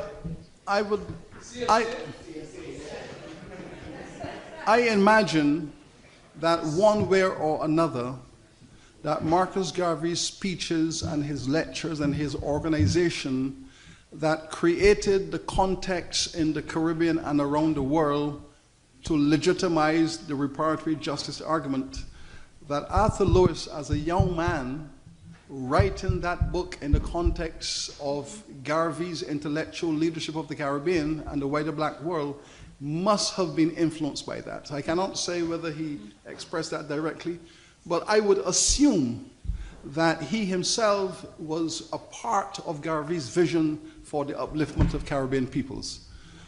The issue around the daddy who doesn't want to answer mail, that is what courts are established to do. The perspective of the CARICOM Commission, as the mandate given to us by the respective governments, is that the first level of conversation has to be diplomacy. And we have recommended to the governments of CARICOM that they should pursue all channels for diplomacy to enable this process to come to some kind of order. Now, having said that, that is a recommendation to the heads of governments. The heads of governments are free to analyze this in any way which they can. We are making recommendations to our heads of governments. Our recommendation to our heads of governments is that they must take this historical and evidentiary data and call for a summit with the government of Britain and the other European governments. It is for them to either accept or reject that, or to take whatever step they wish. That is what heads of governments do. Outside of that process, citizens of the Caribbean ought to be in a position to pursue through whatever legal channels are available to them. Some of these channels are also available to governments. There's the International Court of Justice, which is there, and which I understand is very keen to hear conversations about reparatory justice, because the fact of the matter is that with all the evidence that has been accumulated, it is clear that there is a case to answer. There is a case to be answered. And if there's a case to be answered based on the evidence, then the case should be brought. Right. Gentleman back there, yes, and in front. There's a white there on the left. Yes, Otapelda, and give thanks for that presentation. It was brilliant, and I like the piece where you fling the cricket in there. You know, it was nice. You made a statement that the Africans would have been afraid to take freedom under colonialism if they were given a referendum, and that the governments, the governors of those islands at the time were prepared to put it to a referendum. And you use the definitions that they were afraid. Would the concept and the phenomenon of the Willie Lynch scenario played a big part in them thinking like that, being afraid? Because that's the first part of that question. My point is that it's not so much that they were afraid, it's that they were brainwashed into assuming that they would be better off under British government and British rule. And the second question that I wanted to ask you, you said that Obama signed a declaration or something like that to return land to Africans that were taken from them after the emancipation. The question I want to ask you, if you know this, did he have a discussion with the Native Americans about that? Yes, they were included. Shall we take the other question? Yes. Was there another? Yes. Hi, my name is Dennis Nogue. I'm from the University of Warwick and LSE Economics Department. I have a factual question first. You talked about 3 million slaves coming over, being brought over by Britain from Africa to Barbados, and 600,000 of those went, to the Caribbean, 600,000 of those went to Barbados, and you compared it to only 83,000 left at the very end. That seems to me, if I understand you correctly, an apples versus oranges comparison, because it's stock versus flow. So I wonder whether you could clarify that, say, the number of black slaves that lived in Barbados, say, in the year 1700, as opposed to all the slaves that were imported there from Africa over a 200-year period. I think that's important to get that right and clarify. The second point is, I'd like to know a little bit more about how you think compensation could make a difference, and if you could perhaps give us 3 precise reasons or mechanisms how compensation, if it were ever achieved, would make a difference. And I must say, I'm a bit surprised that you mentioned obesity in Barbados today, and kind of link it to colonialism. Obesity is very high in Mexico as well. All right. Okay, so is it all a one-size-fits-all explanation? That is a bit my question. And do you risk losing people by making statements that are perhaps not always backed up by research? Okay, that's fine. I don't think I mentioned diabetes. I don't think I mentioned obesity. No. Okay. Okay. Well, I didn't mention the obesity argument. I was speaking about diabetes and hypertension. Now, our medical faculty has done some extraordinary research, and this research has been done by universities around the world. We take samples of Caribbean folks, and we go out to West Africa among the same cohort where we extracted these people from, and we do tests among them. So at the moment, a lot of transatlantic research is being done. We're looking at the fact that in Barbados, the black community is intolerant in respect of sugar and salt. Then we go out to Ghana, because the majority of the African folks on the island of Barbados were brought in from what is now called the Gold Coast, which is, if you broadly speak, in the capture area of the Gold Coast, and primarily Ga-Fanti. And we do test among those groups as well. And guess what? The diabetes rate among the Ghanaians is quite normal. And among their descendants is pretty awful. What is interesting is that there is only one other community in the world that has diabetes rates comparable with Barbados, and it's Mississippi, the state of Mississippi, for the same reasons. The same brutalization of the Mississippi syndrome. Now, what we then do is do some interesting tests, and this is where the multinationals are part of this, and you might have an interest. We look at the drugs that are being used to treat persons for, let's say, hypertension. Yeah? Most of the drugs that are used to treat folks for hypertension are clinically tried on white people. And that is okay. When we look at the response rate, we have found the research has shown that most white folks, samples taken in Europe, are about 90 to 95% responsive to those medications. In the Caribbean, the black folks are down to 70, 75% responsive to the same medication. But what is remarkable is that when we go to Africa and we run the research on the Africans in Africa have the same response as the Europeans. That's interesting. The Ghanaians and the Nigerians have the same response to the drugs as the English and the French. But in the Caribbean and in the US, the response is much suppressed. One of the conclusions to be drawn from this is how black people in the Caribbean have been genetically modified by slavery, and how their cellular structures have changed, and the memory of trauma and all of that. The psychologists are presenting some interesting work with the medics who are speaking about how the cells are remembering the trauma, and all of that history has now been done. It's a fascinating thing which is going on. But what is very clear is that something terrible has happened to African peoples. Right? That's one point. Okay. The numbers in the Caribbean Yes, the data we have available from the slave trade companies, we have a lot of data from all the companies. We have the records for imports.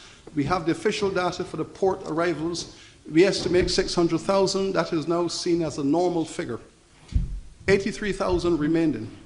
If you discount a percentage of those who might have been transported out of the island, we also have the transportation data on those who were shipped to the neighboring islands. But when we discount for A, transshipment out, intraport trade, we are still left with a major catastrophe of a phenomenally high mortality rate. And we have the data on mortality. We have the data on at least 13 or 14 plantations, including the recent information here on the Earl of Haworth's plantations in Barbados, the Bell plantation, in which we are looking at 30–40% mortality. That half of the African peoples who were brought onto the island did not live beyond 78 years. So, yes, okay. Can I make a quick statement? Okay. I'm afraid we're going to have to close it now. Final statement. Let me finish. It's okay, keep it. Can I make a quick statement? Let me All right, answer the some gentleman. closing words. The question you asked about trauma versus fear, I have no doubt. You do not take a people through 400 to 500 years of chattel slavery, followed by 100 years of apartheid, and do not expect them to be traumatized.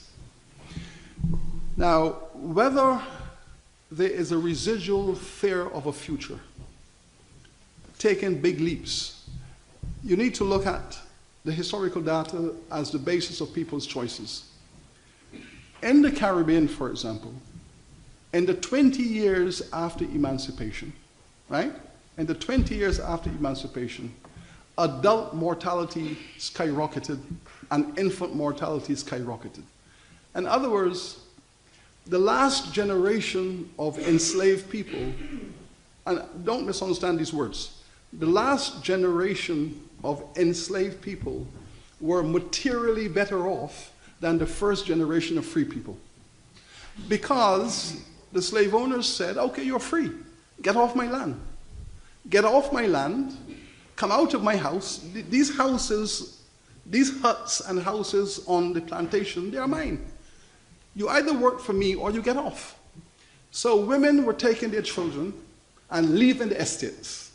Men were taking their wives and children and heading to the hills because they wanted to get away. And the result was, it was almost a demographic disaster.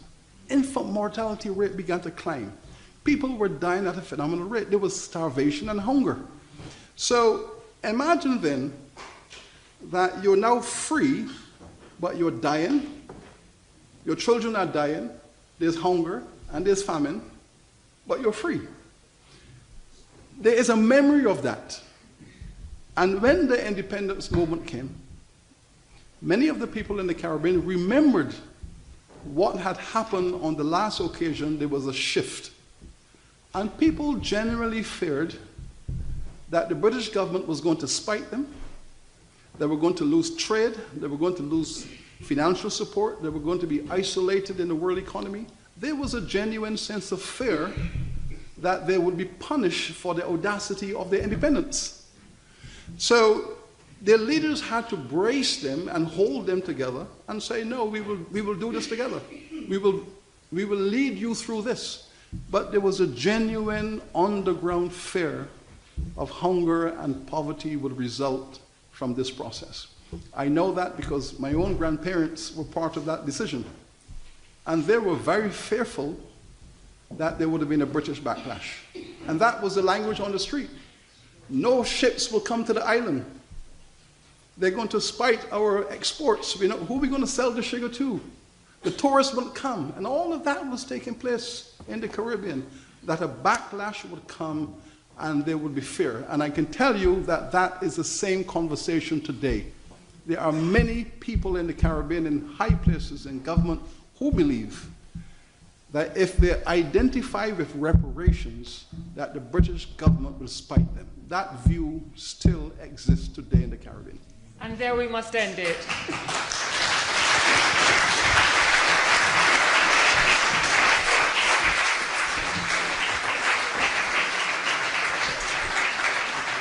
Thank you very much. We'll have the concluding remarks for this by Professor Charles Alao, who is the Professor of African Studies at King's College. Professor Alao.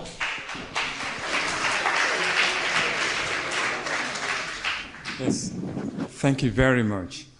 Permit me to start by thanking Sir Hilary for that very brilliant presentation.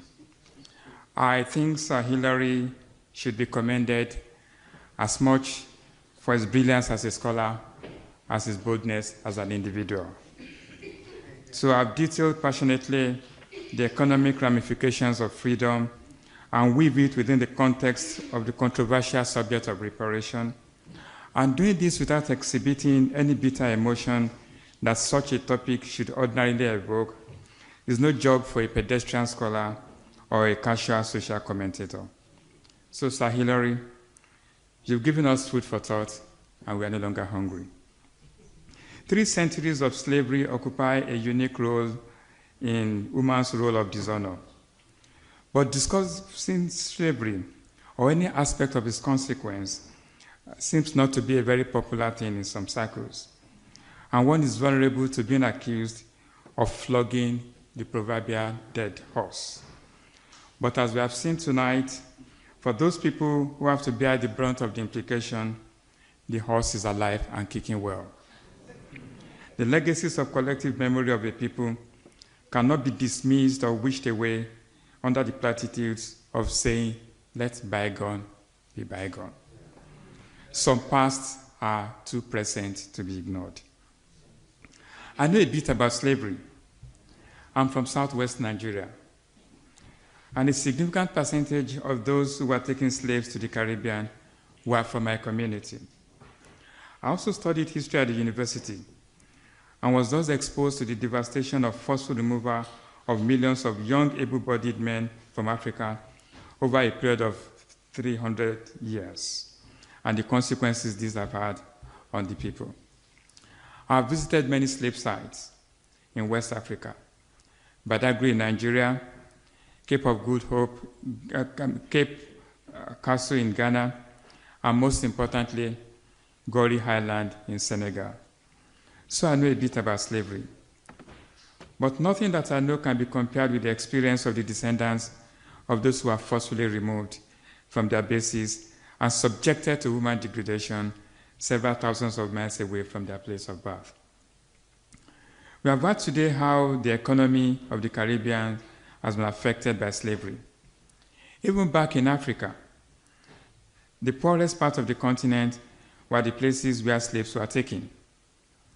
Also, those who have taken the pain to look at the consequences of slavery will be familiar with what is often called intergenerational transmission of trauma, and what is also called post-traumatic slave syndrome.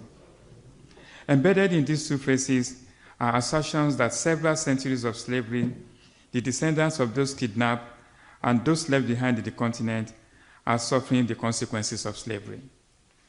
They suffer take-off disadvantages when compared with those of former slave owners.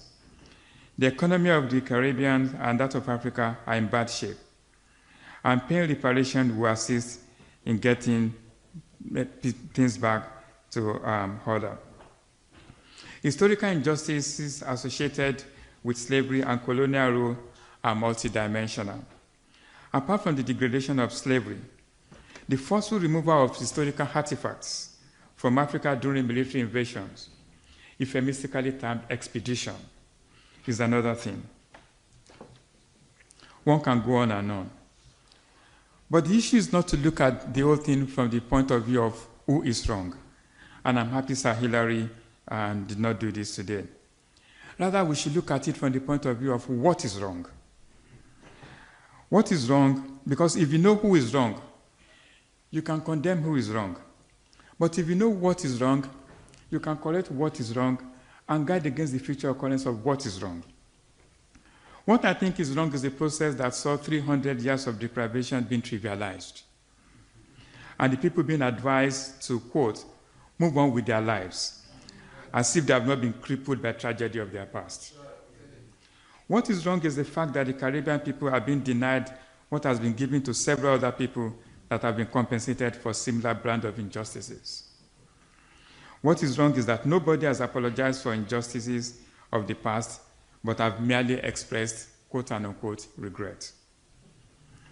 What I think is wrong is that the people that have been at the receiving end of global vicissitudes are just been given platitudinal assertions that there are logistical impediments to making amends.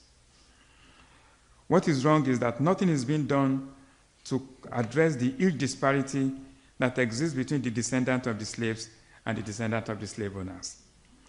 What is wrong is the fact that economics built on slavery are traveling, while those where the slaves and the wealth were taken are wallowing in abject poverty.